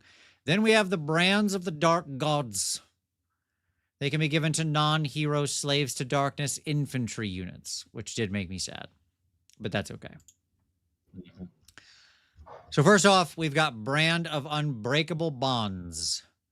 Effect, remove this unit from the battlefield and set it up again wholly within 3 inches of an objective you control and not in combat. That unit cannot use charge abilities for the rest of the turn once per battle your movement phase. So it lets you teleport a whole unit to some objective, right? Yep. Once a game. It's fine. If it was like any movement phase, I would love it a lot more. But it's fine as it is. It's 10 points. Then we have the Brand of Apoplexy. Effect, while your Fury level is 7, add 1 to the damage characteristic of this unit's weapons. Hello. It's good. What? Hey, Chosen. What's up, baby? How you doing? It's real good. It's real good, Tom. Chosen hit real hard. Chosen doing an extra damage is harder. Yeah, you can also have damage for Therodons. That's also a great play. Also fun. Yeah. You got choices. That's what I'm saying. I'm a big fan of choices. Sure. And then lastly, Brand of the Unaligned. Effect, remove all of this unit's pledge to chaos keywords, then pick one of the following pledge to chaos keywords. You cannot pick a keyword you picked for this unit earlier in the battle. This unit has that keyword for the rest of the battle. Seems underwhelming, but it's actually quite good. Because first off, you can brand an additional person faster. Like, this lets you... Because you don't have to actually remove anything, right? They could have 0 things on them right now. So, like, normally you're kind of like... You have to slowly trickle out your pledges, right? Over the turns. This lets you immediately, because like now you have your Demon Prince is already starting pledged, your unit with a banner is already starting pledged, you're pledging 1 at the top of 1 automatically, right? Okay, well now you can, in your hero phase, get to that one. So now you can start with 4 units pledged at the top of 1. Or that's right. Versatilely, you can also like switch when you need it to later, right? Like, okay, well, I got the charge with Slanesh. I'm not gonna need to do that again. Right, let's get over to Nurgle so I survive or something, whatever. Okay, fun. All right, now we got 2 scrolls. The Chaos Lord on Karkadrak, my favorite, bestest boy. Okay. And the Chaos Lord on Karkadrak, who I've always loved and think is good and I've used a lot. Even when he was bad, I still used him because I love him so much. I think he's just a great fig. He's so solid. He's just like a little solid chunk. At any rate, he has 2 abilities. Once per turn, army, any combat phase, Ferocious Influence. You can use this ability only if this unit charged this turn. Pick an enemy unit in combat with this unit to be the target for the rest of the turn. Add 1 to the damage characteristic of this unit's companion weapons that target that enemy unit. And add 1 to hit rolls for attacks made with companion weapons used by friendly Slaves to Darkness cavalry and war machine units while they're wholly within 12 inches of and visible to this unit. So, it puts his Karkadrak's Claw and Horns up to 3, and it gives all of your, like, other companion weapons that are around you +1 to hit. That's fine. Yeah. Seems fine.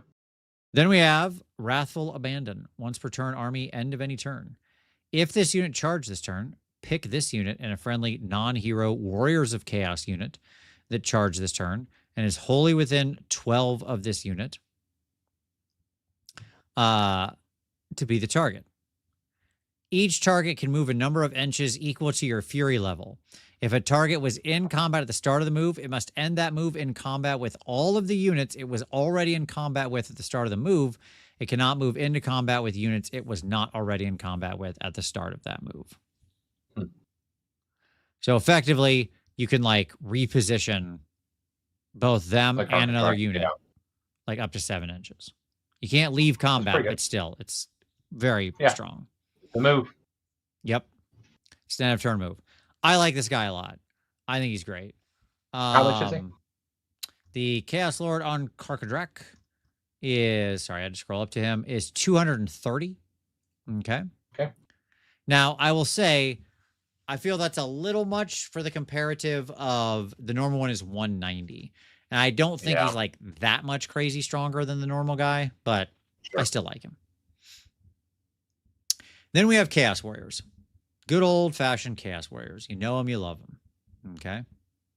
That's true. It does include Varangard. Yes, that is absolutely true. Varangard can benefit from all this stuff, right? So they're like demon mounts and all that. Anyways, for the glory of the Dark Gods, once return army your hero phase, until the start of your next turn, the following cumulative effects apply depending on your fury level. At 1+, which is automatic, they just get a ward of 6 up. It's another 3 up, 6 up. Great. At 4+, which you can be the first time you use this ability, right? If you start at 2, use your place of power, go to 4, and then pop this, bada bang. You are seething. Yeah. You now have anti-charge +1 rend. And then when you get to 7, this unit has strike first while it is not charged in the same turn. Great. Absolutely great. Like, running to 7 Fury is absolutely your mission in all armies. Okay? So, like, you're going to get there. These guys will become very difficult to move because they are, like, you charge into them. They have strike first. They have anti-charge +1 rend. So this unit of, let's say, 20 of them, right? Yeah. Is making 41 attacks on 3s and 3s, rend 2, damage 1. And that's assuming no other pledge or all those things going on that could certainly also be in the mix. It's great. So yeah, Chaos, absolutely fantastic. Spicy as all get out. I mean, all this stuff up here is top notch. The units are good. There you go.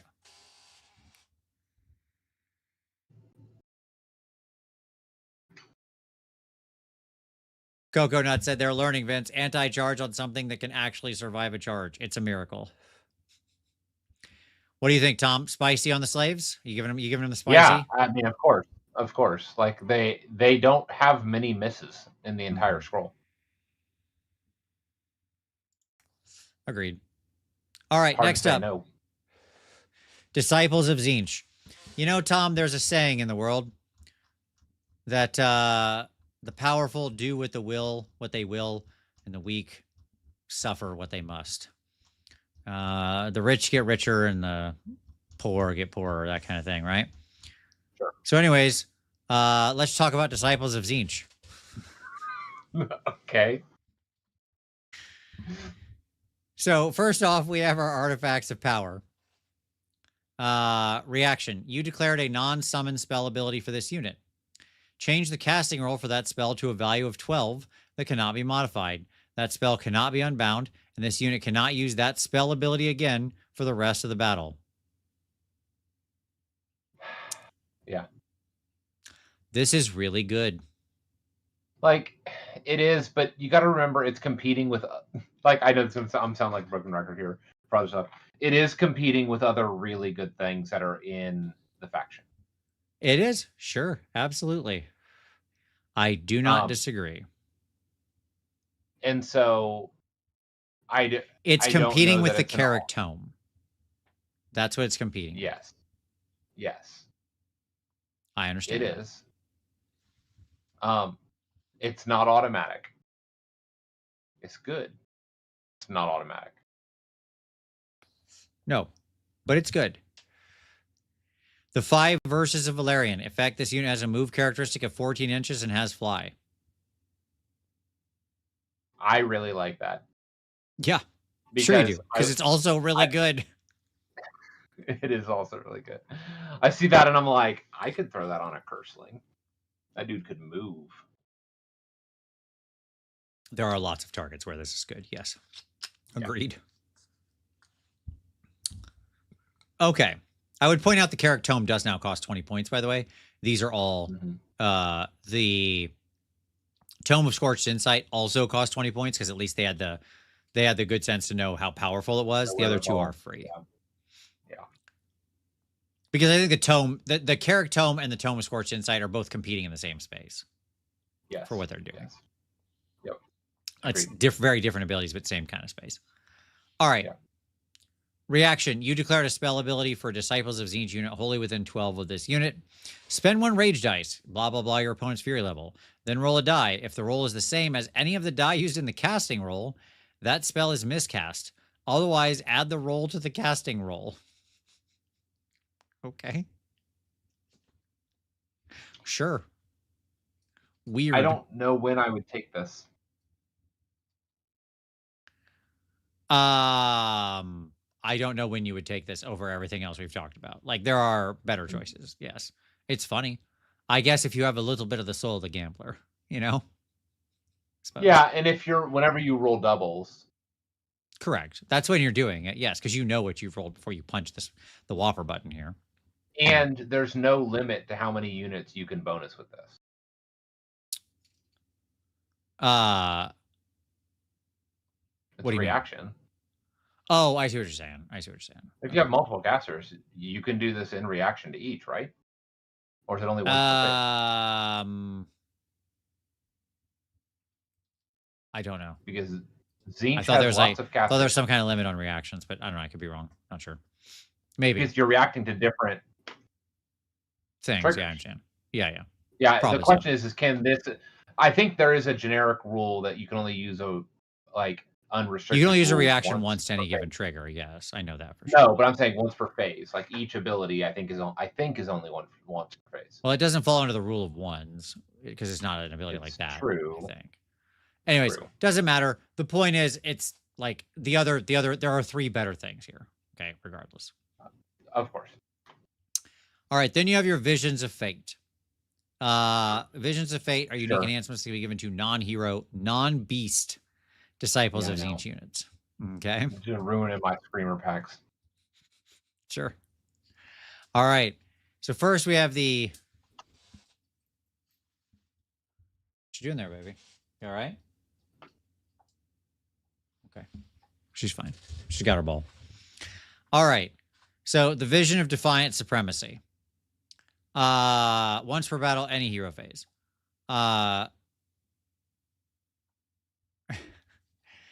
If you won the priority roll this battle round and chose for your opponent to take the first turn, or if your opponent sees the initiative this battle round, this unit has strike first for the rest of the turn. Okay.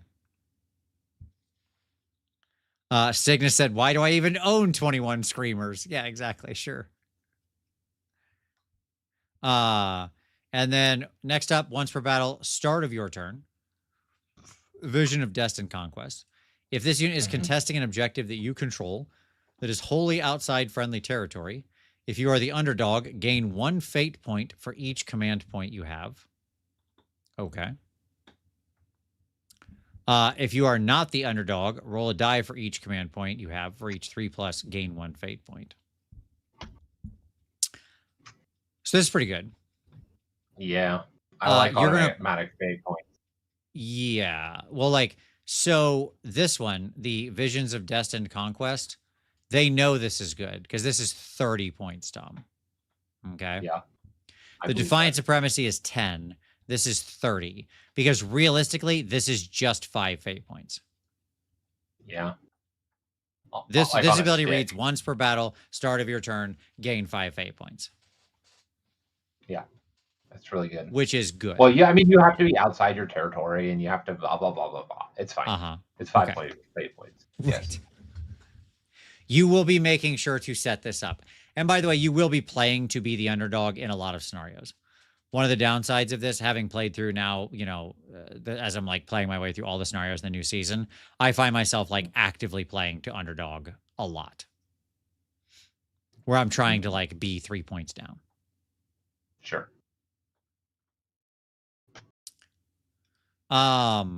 Okay. And then next up, the Vision of Arcane Sacrifice. While units, friendly or enemy, are within 6 inches of this unit, add 1 to unbinding rolls for those units. Spells cast by those units are miscast on an unmodified casting roll of 4 or less. The first time this unit is destroyed, gain D6 fate points. Okay. I like that. I do. Sure. I'm really sad that I can't throw it on a unit of screamers and I'm gonna throw it at the table. Of course. Yeah, if only you had some other way to just like move units around, or like, swap something into the Shadow Realm and then switch your screamers that have zipped across the board for this unit. If only that kind of a trick existed in this army, huh? Yeah. Oh well. Great. All right. Well, guess what, Tom? You get screamers because they're here. There they are. Screamers of Tzeentch. They're one of your scrolls. Okay. Mm-hmm. I shoot. Yeah, I shoot, I win. You shoot, I win. Yes. Okay. Well, don't forget Shine, you can't give these to your screamers a base because they have to be non-beast. Unfortunately. We're all sad about it. Stop it. Oh my God. All right, whatever. There you go. Fine. It's blue now. Screamers of Tzeentch. Of course, they're still a beast. And then you did miss Slaves to Darkness, Beardo Dad. It's spicy. It rules. Okay, there you go. So once per turn army, any charge phase. If this unit charges this turn, pick an enemy unit in combat with it to be the target. Subtract 1 from save rolls from the target for the rest of the turn. Cool. Okay. Yeah. Okay. Like, sure. It's fine. Yeah, sure. I think I like the other version better just because for the longer charge, like the chance at getting them in earlier to die. Like I'm not using them for anything literally, but fate points. Sure. I mean, these are more expensive. These are 110 as opposed to the 80 for the base ones. It's a very different unit though. You're like, if you're taking these, you're probably running like a Zanny strategy. Okay. Yeah. Because these guys are meant to go hit a unit the same time your Zannies come in. Right? Of course. And then you just blender that unit out of existence. Yes. Which, don't get me wrong, like I'm running 9 of these with a big pack of Zannies, but I think I just want the fate points. Like I think, like, and the cost differential, like you can only have so many like supplementary like enabling units, and this unit, and that's how this is supposed to be functioning. Sure. When you use them this way. Yep. So. All right. Next up, the Ogroid Thaumaturge. So he has Soul Deep Devotion. While this unit is within a friendly non-hero Arcanite unit's combat range. Okay. It has a ward of 4 up, and each time you make a successful ward roll for this unit, it goes over to the Arcanites. They bodyguard him. Yep. And then next up, once per turn, army, any charge phase. If this unit is not in combat, pick a friendly Arcanite unit that is in combat to be the target. Remove this unit from the battlefield and set it up again within 1 inch of the target. And in combat, this unit has charged, is a core charge ability. This guy should seem familiar to you, Tom, for a very obvious reason, because it's basically the same guy from last year. So there you go. Who's fine. The Beardo Dad with a super chat. Thank you for the super chat, everybody. Super chats are really appreciated. They very much help. What are your thoughts on seasonal scrolls, traits, lore as a concept? Good experiment or a crutch for bad battle tomes? No, just seasonal in general, Tom. Not using the seasonal rules.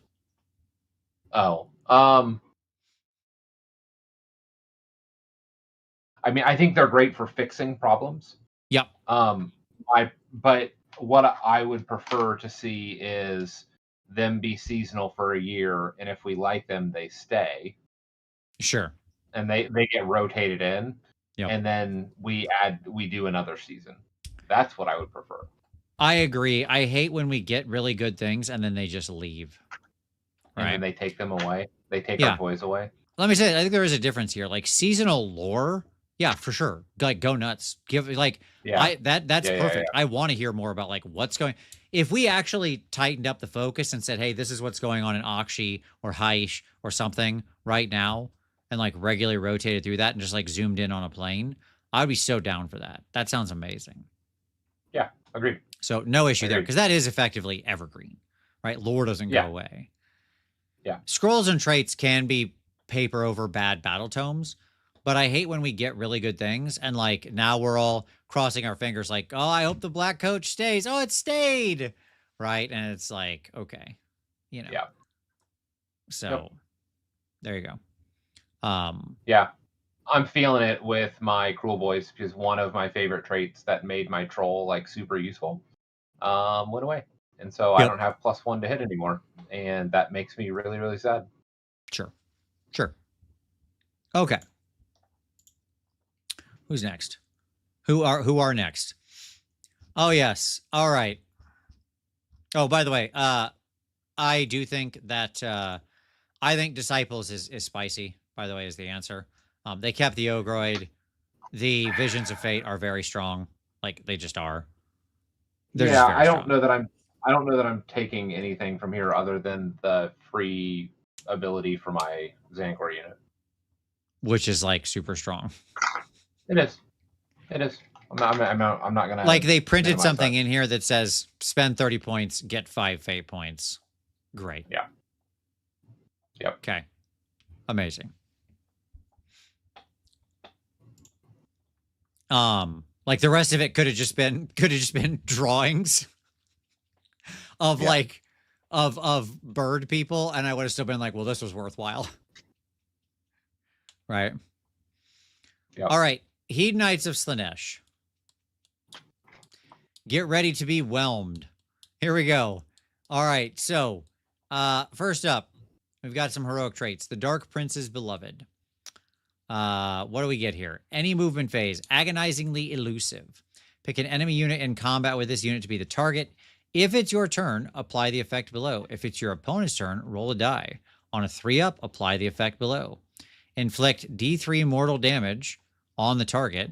Then this unit must move a distance up to its move characteristic. It can move through combat ranges of enemy units, but it cannot end that move in combat. Core move. Okay. So you give the enemy an extra movement for a D3 damage. No. You get to move. Oh, got it.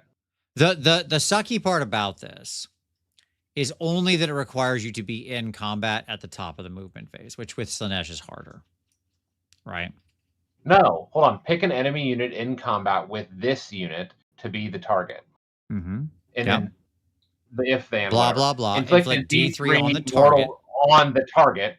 Right. And then this unit must move. Okay. Yeah, okay, so you do a D3 to the other unit, and then so basically you do a damage retreat. You do a damage. You damage them with your retreat in your movement phase. It's not bad. Yeah. It's not bad. Yeah. Again, the timing's a little bad, but it's like probably the best thing that we're going to talk about here, because just like walking out of combat is good. Yeah, like this could be on your keeper or something like that. Sure. And let her just move around and like pick the combat. I mean, she already retreats for free, but obviously that's limited to your movement phase. This lets you at least roll a 3-up and walk away in their movement phase as well, which can be valuable. She's pretty fast. Mm-hmm. All right. Then you have a command point one called Incensed. Pick an objective within 6 inches of this unit to be the target. Until the start of your next turn, friendly Heed Knights of Slanesh units are not visible to enemy units more than 9 inches from them, while all models in those friendly units are contesting the target objective. Okay. So this is a command point to gain super obscuring. Okay. Okay. Because this works on monsters as well. Okay. So I like this is on, let's say, any hero. Doesn't matter, right?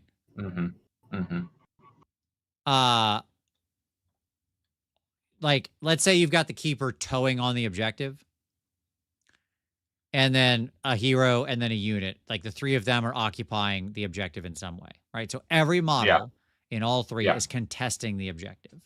Yeah. You don't have to be wholly on the objective. You just have to, every model has to be contesting the objective, right? Yeah. You fire this off, and suddenly your keeper cannot be targeted, cannot be seen from 9 inches. Like, she has super obscuring. Makes sense? Yeah. Yeah. The downside of it is a CP, right? Which, like, Heat Knights is already a pretty CP intensive army to play. Yeah. So, and like in about half your games, it's going to be completely irrelevant. Right. So there you go. It is a good ability name, yes, because like they're doing some hits from the bong, y'all. And then, you know, clouds. Great. Okay. Any combat phase, arcane magnetism.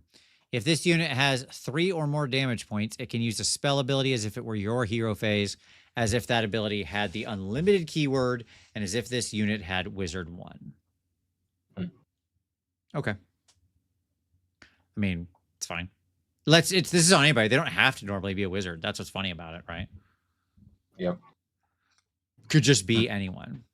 But okay. I think the elusive is like the best one under any things here. And I think it's potentially better than what's in anything in the book, potentially. So like you're vying with center of attention, which is really strong in the current season. So like realistically, what you're picking with a normal army is either center of attention or agonizingly elusive, sort of depending on what you want to play. Yeah. And you're probably giving it to the keeper that's walking around with like your 30 Painbringers. So, okay. Then you've got your all-consuming obsessions. All-consuming obsessions are unique enhancements that can be given to non-hero Heat Knights of Slaanesh infantry or cavalry units. So you have obsession with control. You pick an objective. For the rest of this is in the deployment phase, you pick this objective. So you got a Babe Ruth, call your shot. Okay. For the rest of the battle, while this unit is contesting the target objective, ward a 5+ +5 to control score. Okay. That one. That's the important one. That's what this game is going to turn on. So it's fine. Obsession with form. Subtract 1. Reaction. You declared the run ability for this unit. Subtract 1 from hit rolls for attacks that target this unit for the rest of the turn. This is garbage because run and charge is basically non-existent in this army. So who cares? And I mean, yes, it means if you redeploy, you can also like, you know, you get neg 1 to be hit or whatever. Yep. Fine. And then finally, any combat phase, obsession with pain, the one that I think people will use the most, which is if this unit is damaged, spend a rage dice. Your opponent gets a rage. Then add 1 to the rend characteristic of this unit's non-companion melee weapons for the rest of the turn. It's good. Yep. This is what I used. I put it on like a 10-pack of Seekers. It turns them into rend 3 blenders against enemy cav. So that's good. Obsession with pain is, let's see, where are we at here? There we go. They're all 10 points. They're all 10 points. That's what I thought. Okay. All right. You got 2 scrolls here. You got some Bliss Barb Seekers, and you got the Infernal and Rapturous. Okay. The Bliss Barb Seekers have a once per turn army, any shooting phase. Pick an enemy unit that has had any damage points allocated to it this turn by this unit's shooting attacks. The target cannot use reactions or be picked to be the target of reactions used by your opponent or by units in your opponent's army for the rest of the turn. That is 2 silver bullety. It's just 2 silver bullety. Yeah.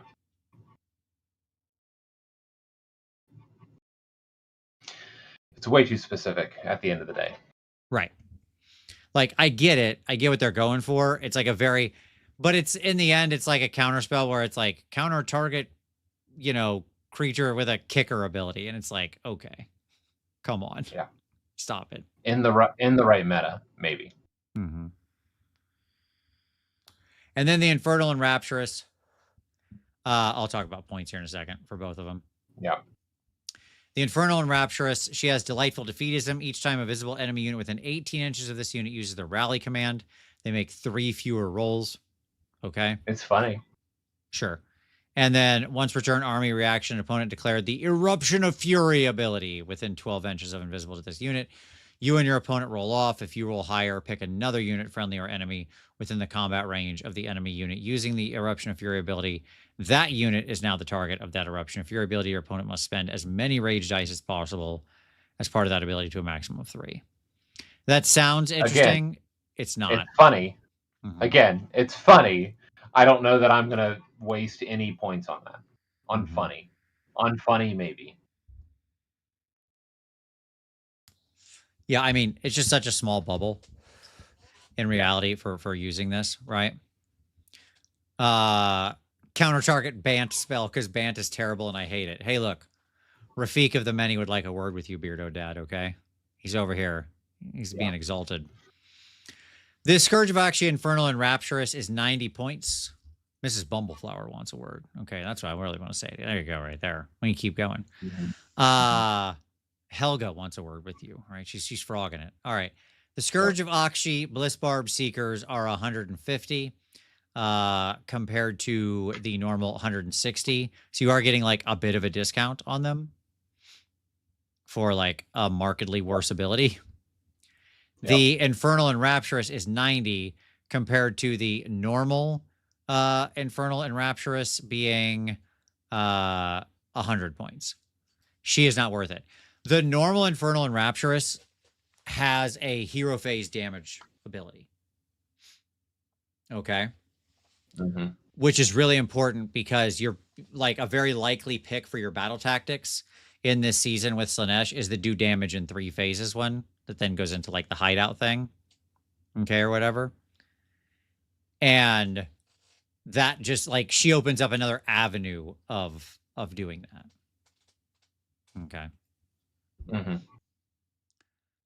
All in all, honestly,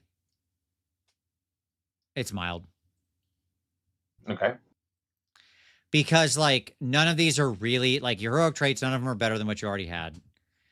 The best obsession as like the obsession with pain is fine, but it's actually kind of hard to use because you got to get the unit damaged first. Now, yes, there's ways you can do that automatically. There's, you know, you can, if you have your Lord of Pain, you can like hurt them to do the stuff. Like you have to build into this in weird ways, right? So this is like the obsession with pain is like the one thing here that isn't bad. And even then it's like mildly good. Mm-hmm. Like you're going to take it, but it's not okay. Great. It's mild. All right. Skaven. Man, chaos rules. Look at all these great armies. Okay. Where are we at here? There we go. Skaven. All right. We've got some heroic traits, our devious machinations. So what are we up against here, Tom? What are we comparing against? We're comparing this to Scurry Away. Yeah. Okay. Which is like really good. So because that would be generally your default choice if you're playing Skaven. Yeah. Right? Yeah. All right. So first off, reaction, you declared a spell or unbind ability for a visible Skaven unit wholly within 13 of this unit. Effect, add D3 to the casting roll or unbinding roll. Okay. Okay. Pretty good. Pretty good. Mm-hmm. Mm-hmm. Master of the Swarm. Each time an ability returns 1 or more slain models to a friendly Skaven unit wholly within 13, after that ability has been resolved, return 1 additional slain model to it. Get more clan rats. Or other things, but, you know, that's fine. Obviously, if you rally and stuff, it will work with this too. And then Essence of the Gnaw. Any combat phase. Pick another visible Skaven unit wholly within 13 inches of this unit and in combat to be the target. For the rest of the turn, this unit has strike first, and the target has strike last. So you make one of your Skaven units strike last, right? But you gain strike first. Mm-hmm. Mm-hmm. What do you think here? Yeah, I don't know. I mean, I like strike first and I like strike last. I just know. I don't know, man. I'm not sure what the Skaven build is this season. I haven't gotten to play with it enough.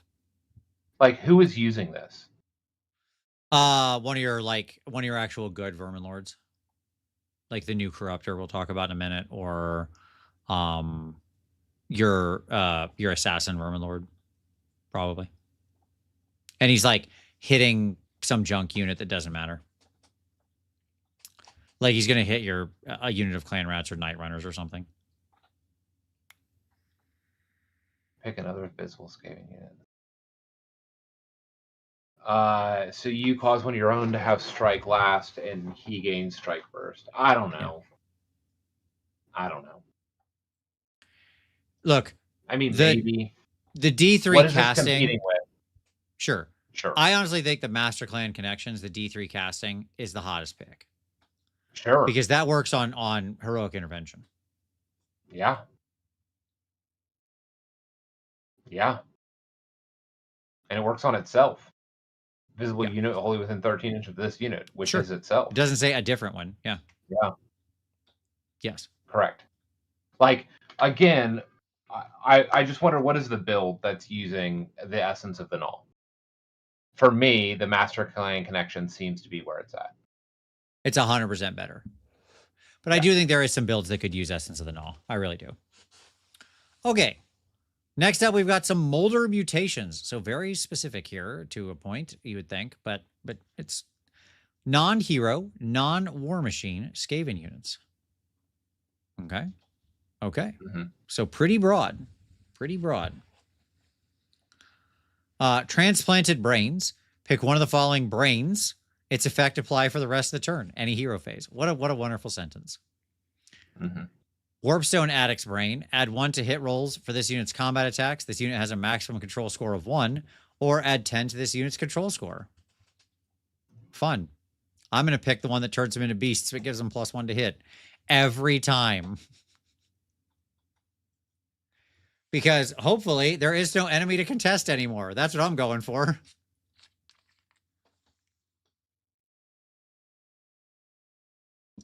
And since I lost my +1 to hit Brood Terror, this is a decent, replacement, right? Mm-hmm. Then your charge phase, Anabolic Accelerators. Effect, if this unit was set up this turn, when making charge rolls for this unit, add 1 to the number of dice rolled to a maximum of 3, then remove 1 dice. This is great. This is a thing you can do pretty easily in this army, is set people up and then make a charge from your gnaw hole. Getting 3 dice to charge is really good. Okay. Yeah. And then finally, Serrated Bone Protrusions. For each unmodified hit roll of 1 for a combat attack made by an enemy unit that targets this unit, inflict 1 mortal damage on the attacking unit after the fight ability has been resolved. This is also quite good. Especially on some dumb junk unit they have to fight, potentially with things that roll a lot of attacks. So there you go.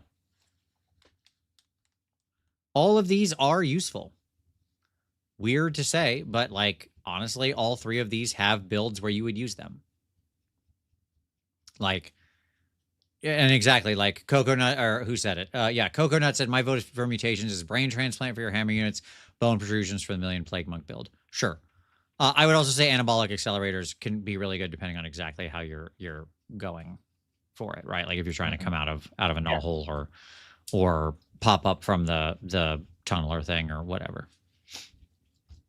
Okay. We've got 2 scrolls, the Gray Seer on Screaming Bell, which is basically the one from last season. It's so good. It's back again. And again, there is some minor changes, but whatever. It's for all intents and purposes the same thing. But it's 330 points. Okay. So, you know, that's a lot. But it's only 20 points more than the regular one. It's fine. Okay. Bone protrusions wouldn't work if your unit dies, though, right? No, it still would. Yeah, it doesn't matter. It's a passive ability. Like, because they're registering the hit rolls and effectively putting the trigger on there, regardless of whether or not they actually blew your unit out of the water or not. And then Verminlord Corruptor. So this is the new guy. Once per battle army deployment phase. Effect, pick one of the following effects to apply for the rest of the battle. Noisome Halitosis, add 1 to the damage characteristic of this unit's Plague Breath. Okay, sure. Pestilential, whatever. He's got Seepage. While this unit is damaged, you can reroll chanting rolls for friendly Pestilence Priests while they are wholly within 13 of this unit. Or Curdled Miasma. While they are within 6 inches of this unit, enemy units are not visible to other enemy units more than 3 inches from them. Actually quite a strong ability. Right? Because most abilities say, especially now, you know, have to be visible. The fact that you can shut that off is oftentimes relevant. But the reroll chanting is like realistically probably the one you take the most often. So that's good. And then finally, once per turn army, your hero phase, Seething Blight. Spend 1 rage dice. If your opponent's fury level, blah, blah, that thing happens. For the rest of the battle. Okay. So you're picking a visible unit, friendly or enemy, wholly within 13 inches of this unit to be the target. For the rest of the battle, add 1 to the attacks characteristics of the target's melee weapons. If an ability would heal or return any slain models to the target unit, it doesn't do that. If the target is replaced and the replacement unit has 1 model, you allocate a bunch of damage to them. Okay. Potentially like all of it. So they don't come back and or just die immediately, effectively. Or if the target is replaced and the replacement unit has more than 1 model, half the models in that replacement unit rounding up are automatically slain. So you cut them down to a quarter replacement instead of half. So this is fascinating in its versatility because if you're not planning on doing a lot of returning of your own models, it doesn't really matter. You're just getting +1 attacks, right? Okay. Yep. Like, obviously that means you're shutting off, you're taking your own end of turn Skaven thing with your infantry and going from replacing 10 or 20 to 10 or 5, right? Mm-hmm. Or whatever, you know what I'm saying? 5 or 10. Yep. But there are certainly builds like with your Plague Monks or whatever where this is super valuable. Mm-hmm. It's also a great it's an interesting silver bullet because shutting off healing is pretty strong against several different armies, right? Yeah. Now, the downside to this guy, okay, is the Verminlord, the normal Verminlord Corruptor, Tom, is 260. Okay. Okay. Yep. This version of the Verminlord Corruptor is 310. That's a lot. It is. It's a significant jump. Okay. Mm-hmm. Mm-hmm. So I don't know. I don't hate him. That's my answer. He's not terrible, but I mean, I'm not using him because I don't ever use pestilence things. But sure. Yes, things like Alariel in Shambles. Yeah, I mean, look, man, like Sylvaneth, Soulblight, like there's a lot of armies that really love healing and regenerating models, right? Mm-hmm. Mm-hmm. And just having like something in your pocket to shut that off is pretty strong, right? Yep. So again, it's one of those things like the Vengo. I mean, he's still got a better health, ratio than the Vengo at the same points price, right? Or yeah, same points cost. Yep. So the question is, can you get enough mileage out of that between your own attack bonuses and you shutting it down? I don't know. 310's a lot, but I could see it. I think some people are going to play with it and see. And I think that there are some matchups where this guy is just incredibly strong. Yep. Yeah, the biggest problem is that Pestilence kind of sucks right now. But hey, whatever. I'm still going to say in the end, spicy. I think the Master Clan Connections is really good. I think all your Molder Mutations is good. And we got back the really great Bell. And the Bell is great. There is the minor change that's relevant here has to do with you now, instead of everybody within your range healing, it's 3 visible units healing. So, I mean, that is material. Yeah, that is. But it's still really good. Yeah. And a lot of the times you weren't really healing more than 3 units anyways. Like, that's a lot of different units taking damage. So, whatever. Sure. All right. The Hellsmiths of Hashut. There's a lot of Chaos armies. There is a lot of Chaos armies, but we're coming down to it. We don't have that many more. First of all, so with the Hellsmiths, we've got some artifacts of power. The problem here, what are we up against? We're up against the Scroll of Petrification. Okay? The thing that keeps your shooters alive because you give them a 2-up ward and suddenly no one fights them, right? So, okay, that's what we're fighting against with these choices. The Scroll of Petrification, by the way, is still 0 points because that whole army is way too cheap. And I mean, it's not way too cheap. It's like still probably not correctly pointed for how effective it is. I'm just saying, like, the whole army is not elite. That's all I mean to say. Once per battle, your hero phase, the Gem of Ucharak. If this unit is not a wizard, it has Wizard 2 until the start of your next turn. If it is a wizard, +1 to its power level and add D3 to casting rolls for this unit. Okay. This is until the start of your next turn. So you will get that D3 casting roll for, like, if you're base 1 power level, you'll get it for the 2 spells and potentially a magical intervention. Okay. Realistically, the Demon Smith is the only person who's going to carry this because, as we'll talk about in just a moment, you ain't picking the soggy guy. The spicy guy. Okay. Next up, the Cask of Belittlement. Any combat phase. Pick an enemy unit in combat with this unit to be the target. Roll a number of dice equal to your fury level. If this unit charged, you add 1 to the roll. For each 3+, inflict 1 mortal damage on the target. Sure, man. Okay. It's fine. Then Horn of the Bullfather. Pick a visible friendly Hellsmiths of Hashut unit to be the target. Then you can pick a visible friendly Hobgrot Vandals unit to be a second target. Remove each target from the battlefield and set them up again. Wholly within 7 inches of the battlefield edge and more than 9 inches from all enemy units.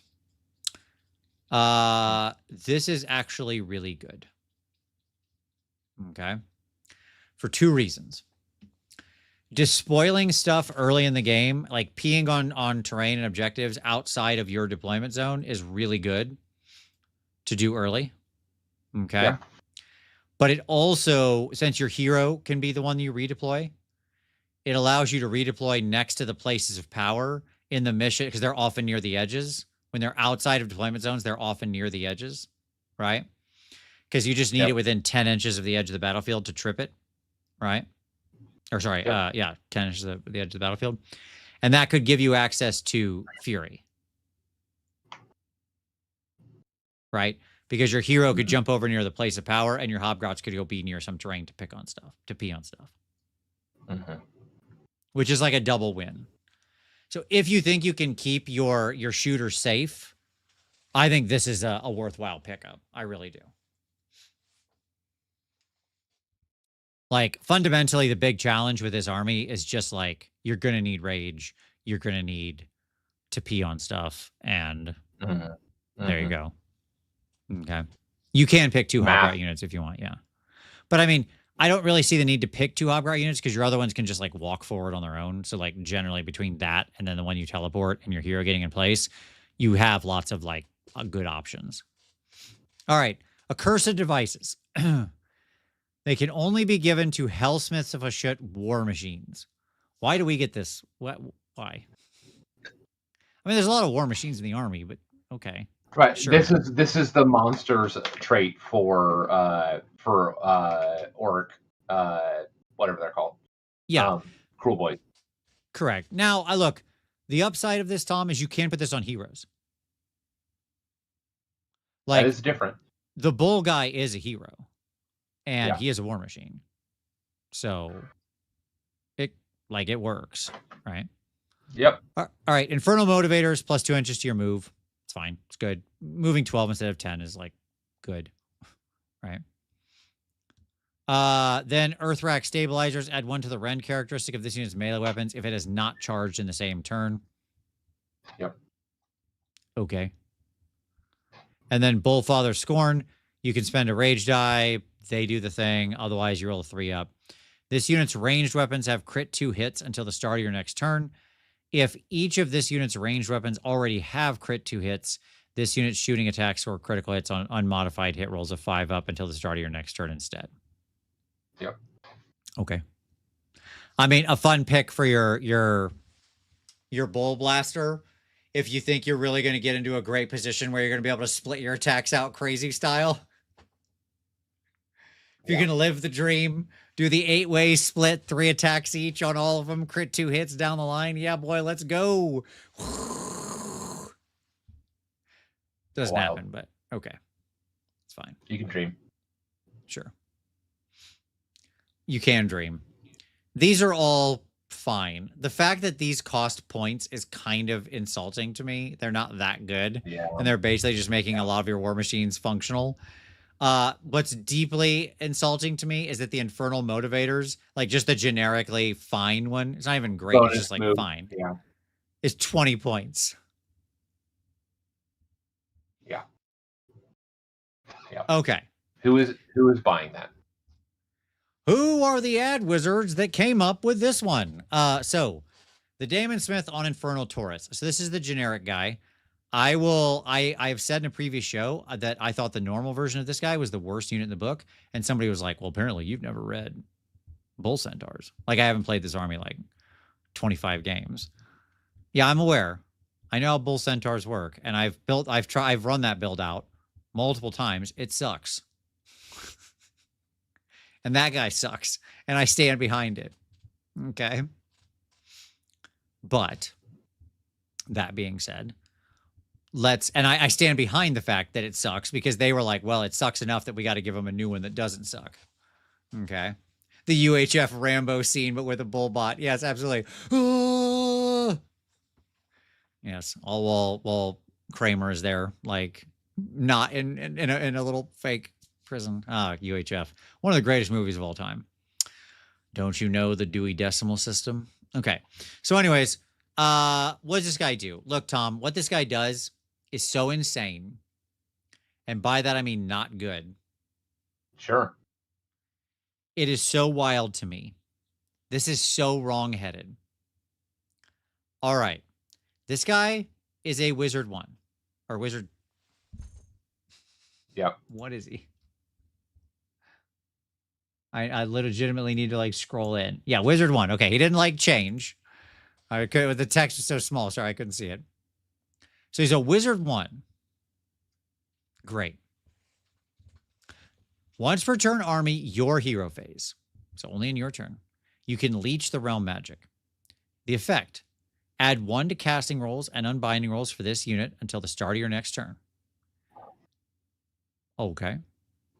You can pick an objective or terrain feature that has a friendly desolation token and that this unit is contesting.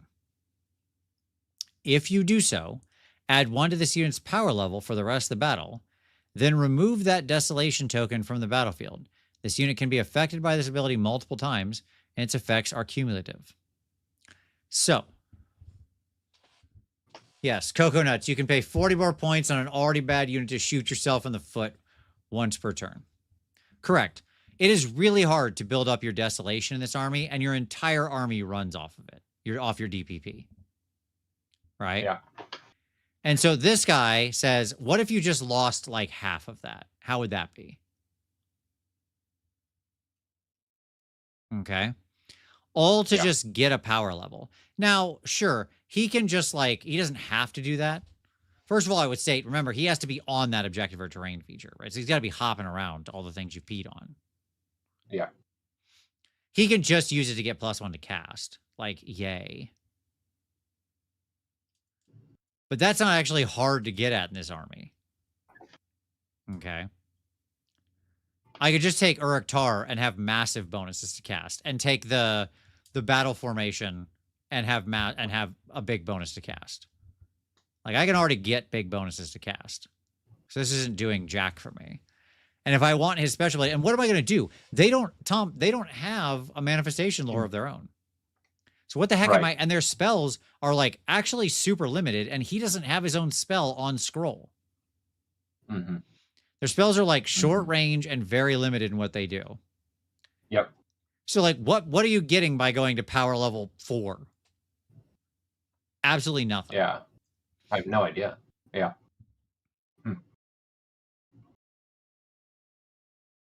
Then he has Demonic Resilience. And then he has Calamitous Shockwave. Once per turn army, any combat phase.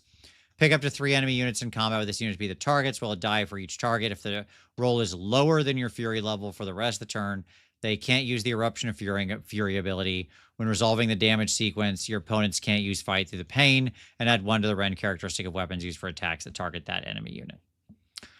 This is the best thing on his scroll, but it says you're going to go try to put this guy into combat a lot, right?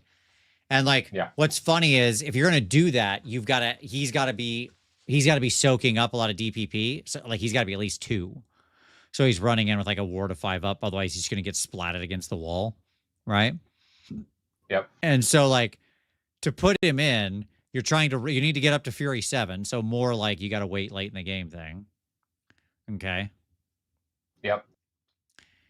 And then, like, it's a good ability because, again, you can shut off Fight Through the Pain, right? But you got to get in there, be at a high Fury. He's got to soak up a bunch of the DPP so that he doesn't die, and then he fights.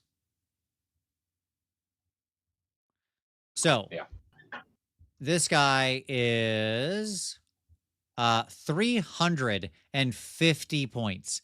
The idea that this guy is better than Uruk Tar is so insane. Uruk Tar is 340.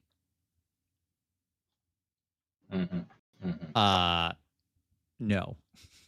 Incorrect. Yeah, that's wild. That is wild. Okay. Yep.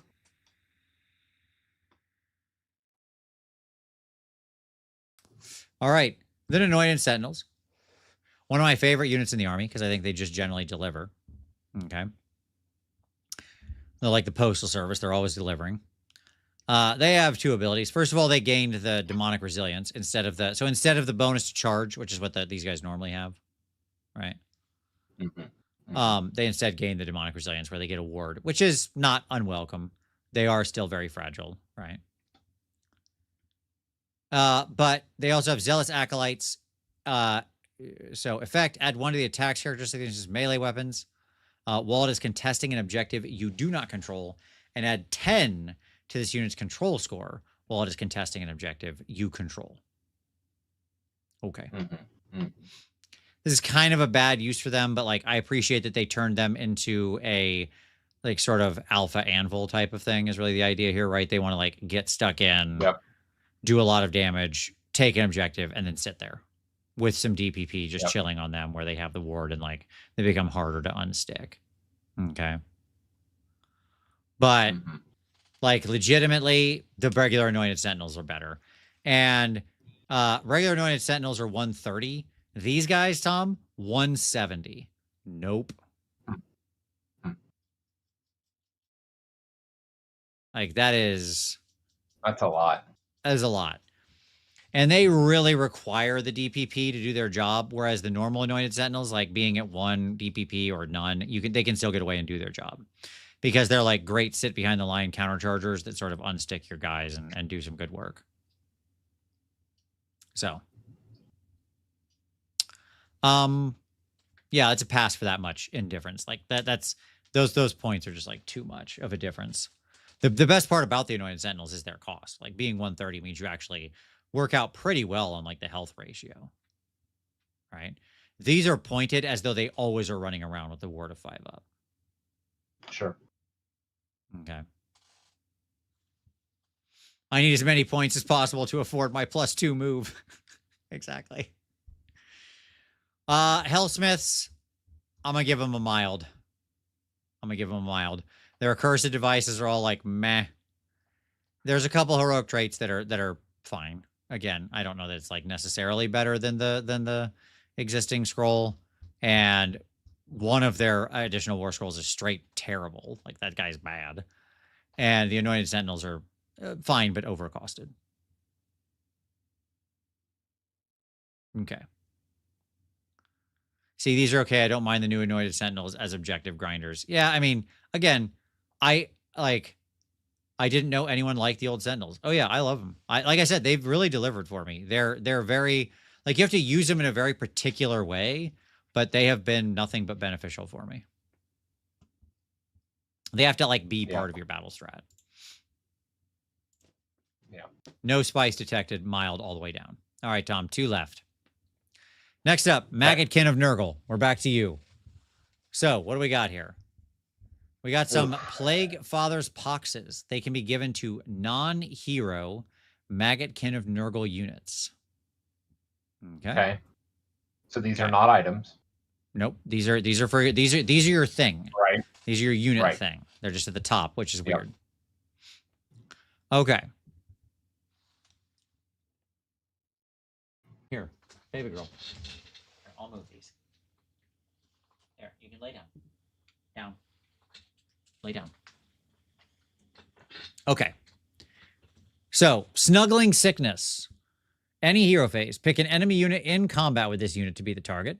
For the rest of the turn, each time the target uses a retreat ability, if it is in combat with this unit, roll 2d6 as a reaction and add the target's control characteristic to the roll. On an 8+, that retreat ability has no effect. That's a long way to go to say you can't be retreated from, but okay. The target cannot be removed from the battlefield by an ability to allow it to be set up anywhere else in the battlefield or in reserve. All right. Okay. Don't hate it. Don't hate it. Yep. Shutting off teleports, pretty important in the current season, especially for an army that doesn't have a lot of movement tricks.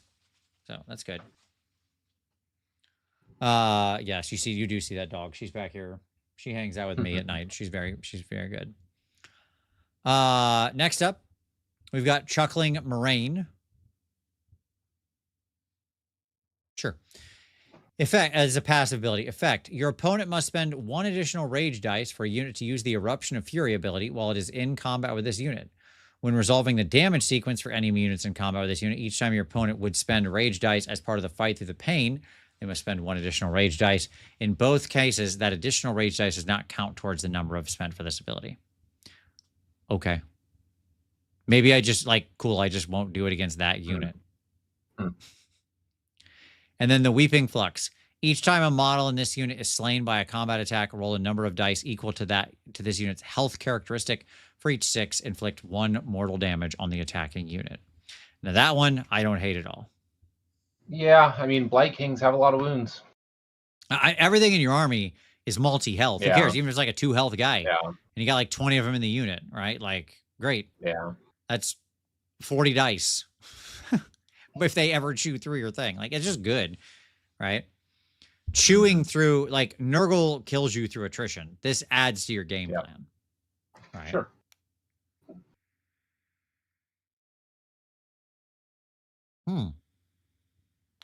Cygnus Maximus.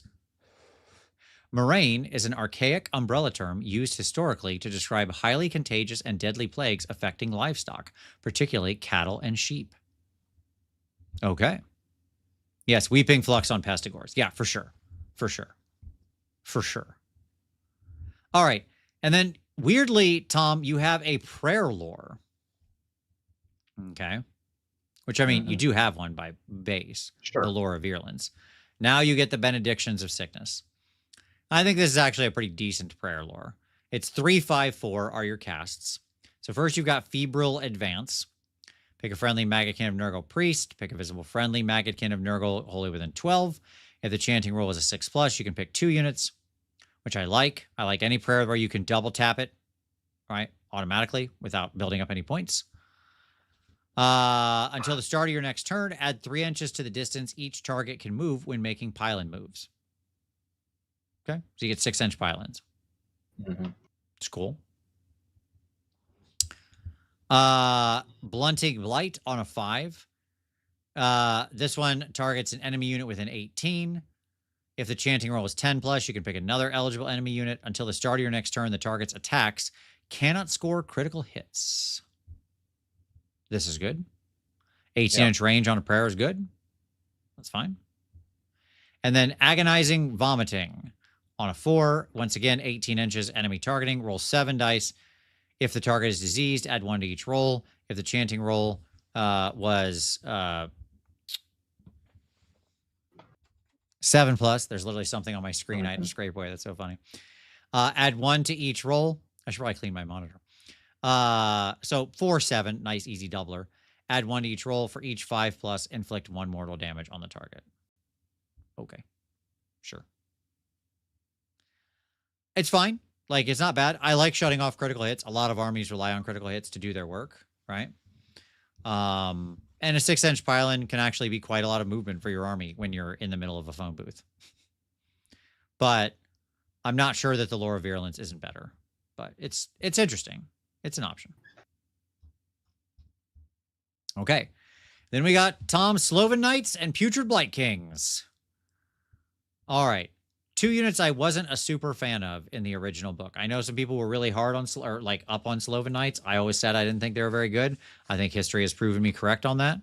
But, you know, whatever.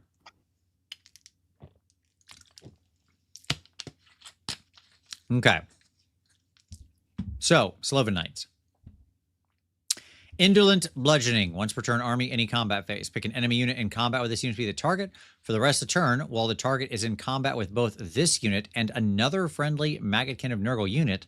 Add 1 to the damage characteristic of this unit's melee weapons for attacks that target that enemy unit. So move them up to damage 3. Ren 2, damage 3. Better than 2/2. I do not hate this at all. So, okay. I think actually damage was one of their problems because, again, it relied on like their charge +1 damage is just like actually kind of hard to pull off because you're 8-inch charge cav, right? So, okay. Then you have the Putrid Blight Kings. And Tom, are you ready for it? Here we go. Once per battle army deployment phase, effect, this unit has Priest 1 for the rest of the battle. You can turn one of your unit of Blight Kings into priests. Okay. Pretty good. So, yes, you can have a priest that has 15 or 30 health. Yeah, I like that. And then once return army, your hero phase, disgustingly devoted. Spend 1 rage dice. Your opponent gains fury. Then give this unit D3 ritual points. It's pretty good. Yeah, it's fine. Yeah, I like these units. Yeah, so do I. The Putrid Blight Kings are 140 compared to the normal Putrid Blight Kings 130. I mean, 10 points more for a 15 health wizard. Yeah, fine. I mean, this is only not priest, worth it. Right. This is only not worth it if you're going heavy Blight Kings. Sure. Right. Like if you're going mixed Blight Kings, then like having 1 unit that's a priest, it's great. But if you're going heavy Blight Kings, you're only going to get this effect on 1 unit. And right. That's a bummer. Yep.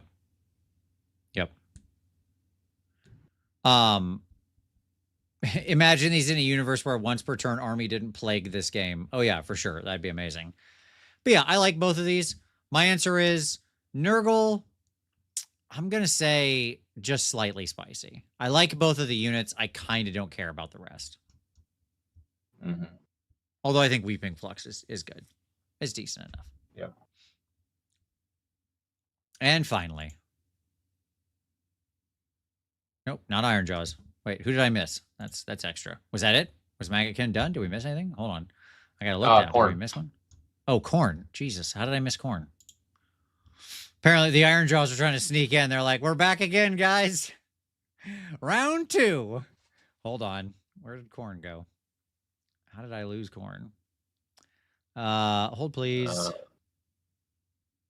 I have it open. There they are. Blades of corn. I got it. I don't know what the heck happened there. The Iron Jaws were like, nah, we're better corn. And I'm like, I get it. I get it, Iron Jaws. Okay.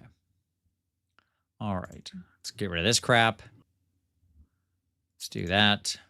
Sorry, everybody. I went through all of them. I thought I had them all up, but then the Iron Jaws snuck in. Must have accidentally X'd out the wrong ones. Okay. Blades of Corn. There we go. We're back. We're back in the mix. The Blades of Corne. Okay. So we got some Brazen Mutations. They can be given to non-hero Blades of Corn infantry or cavalry. And what do we have? We got Brass Flesh. Unmodified save rolls of 5+ for this unit cannot fail. So again, just 5-up invuln. Okay. I do like how we're giving the Murder Army the be a tough guy abilities. Sure. I mean, they look like they're tough guys. Sure. Then we got Blade Limbs. Each time this unit is picked to use the Eruption of Fury ability for each unmodified hit roll of 6, the attacks made a part of that ability inflict an additional 3 mortal damage on each enemy unit in combat with this unit instead of D3. If it was in addition to the D3, I would actually think about this because, man, that would be fun for this occasional thing that happens. But okay. Otherwise, not worth it. And then Scorpion Tails. Pick an enemy unit in combat with... This is any combat phase. Pick an enemy unit in combat with this unit to be the target. Effect, inflict D3 mortal damage on the target. If the target's unit's starting size was 1, subtract 1 from wound rolls for its combat attacks for the rest of the turn. So there you go. Yeah, it's the save thing, right? It's the save thing. Yeah. Brass Flesh, 20 points. Blade Limbs, also somehow 20 points because they think those are equivalently good. Spoilers, they're wrong. Those are not equivalently good in any universe. One of those is worth 0, and one of those is worth 20. Sure, I'll buy that. And then the Scorpion Tail is worth 10. Comical misunderstanding of your own season abilities and how good they are. Yeah. Okay. But yeah, the unmodified save thing is really good. Let's see. Next up, your prayer lore. Sorry, I don't need to scroll down. Stoke the flames. You got 3, 3, 4 are your casts here. Obviously, your normal prayer lore is the blood blessings of Khorne. Now you have the proclamations of murder.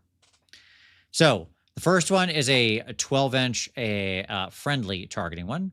Effect until the start of your next turn. When resolving the damage sequence for enemy units in combat with the target, your opponent cannot spend rage dice as part of the fight through the pain ability. Okay. I've talked about why I think this is really good. And if the target is destroyed, you gain 1 rage dice. If the chanting roll was 6+, you gain 2 rage dice instead. Now, that means your friendly target was destroyed. Still, not terrible. Okay. But it's mostly that first part you care about because you're only gaining the dice. You're not gaining the fury. Like if there's any army where they had an excuse to lean more heavily into the theme of the season, it should be this one. Right? Yeah. If Khorne had a bunch of rage abilities, I'd be like, yeah, of course. Sure. Right? If like Khorne and Ironjaws and Ogres, if I was just reading rage abilities left and right, I'd be like, well, this tracks. Yeah. Gift of Apoplexy. Isn't that the second time tonight that we've said apoplexy or apoplectic or something like that? I'm pretty sure. At any rate, this one is an enemy within 18. Until the start of your next turn, each time the target uses an ability that is not a move or fight ability, after that ability has been resolved, they take D3 mortal damage. If it's 8+, it's 3 mortal damage instead. Okay. Lots of units in the game can actually get by just roll using move and fight. Sure. Right. But that's fine. I mean, it's damage. And then Fetters of Blood on a 4. Geyser of Blood, Bag of Blood. Okay. Pick a friendly Blades of Corn priest, blah, blah, blah. This one's 18 enemy targeting again. If the chanting roll is 8+, you get to pick 2 targets. Till the start of your next turn, the targets cannot use retreat or run abilities, and the targets cannot be removed from the battlefield by an ability that would allow them to be set up elsewhere on the battlefield. My favorite one. Little silver bullety, but not terrible at all. The fact that it shuts off retreat, run, and teleports all simultaneously, I do not hate at all. I'm sure that you can find a use of it for it at that point, right? Sure. Like, sure. Yeah. If it was like, again, I think it's kind of broad enough. Now, is this better than the normal prayer lore? No. Is it probably a lateral move? Maybe. Okay. Then we got Bloodletters and Blood Warriors. Blood.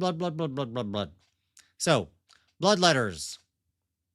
Once per turn, army, reaction, you or your opponent declared the Eruption of Fury ability for a unit within 12 inches of this unit. Return 1 slain model to this unit if your opponent declared that Eruption of Fury ability and the unit using the ability is in combat with this unit. Return 3 slain models to this unit instead. Okay. The normal ability just returns dudes if they're in combat or whatever, right? Yep. But like now I only get to return dudes if they're in like a weird circumstance where my opponent decides to do this weird thing to my weird infantry. Okay. That doesn't seem as good. Hey, do you remember how Chaos Warriors work, Tom? Sure. Okay. Well, this is similar, but off of a much cooler corn appropriate mechanic. Okay. Okay. I'm listening. That's encouraging, at least. Sure. Correct. So incentivize your opponent to not use the thing that isn't especially good. Yes, that's right. That's right. Here we go. Only the worthy. The following cumulative effects apply depending on the number of models in this unit that are slain. Okay. Okay. So at 1 slain model, they get +1 to charge.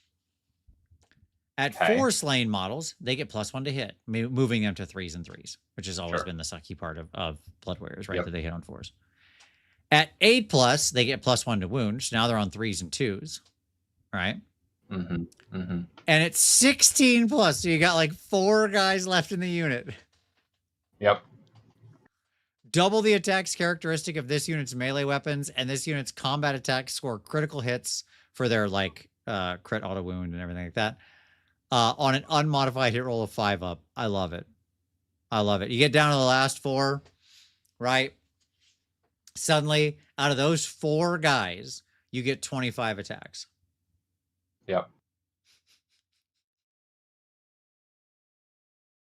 Ah! Hilarious. Absolutely hilarious.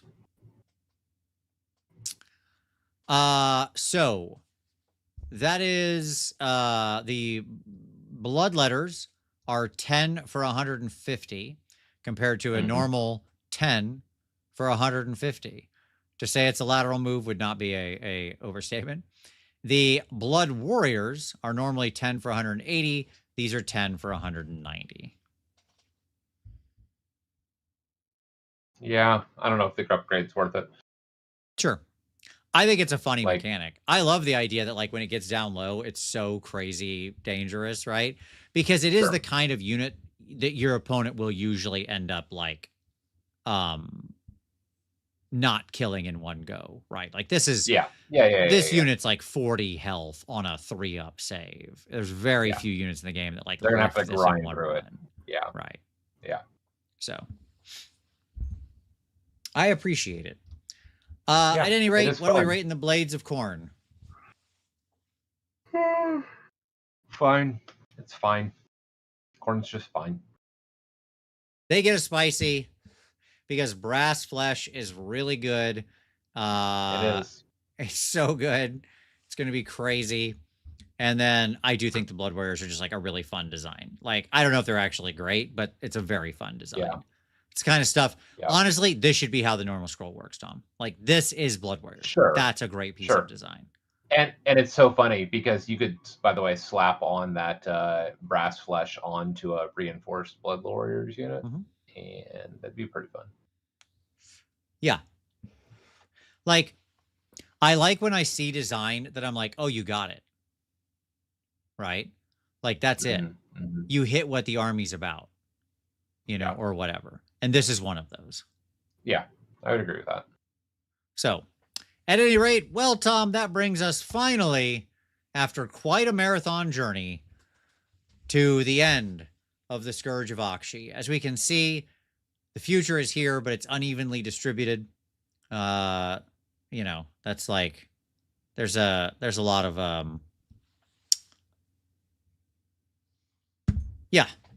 there's a lot of armies that got some good stuff, some really good stuff. Yep.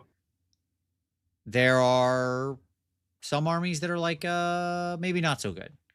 Overall, as I said at the very beginning of this last week, the spicy season underwhelms me.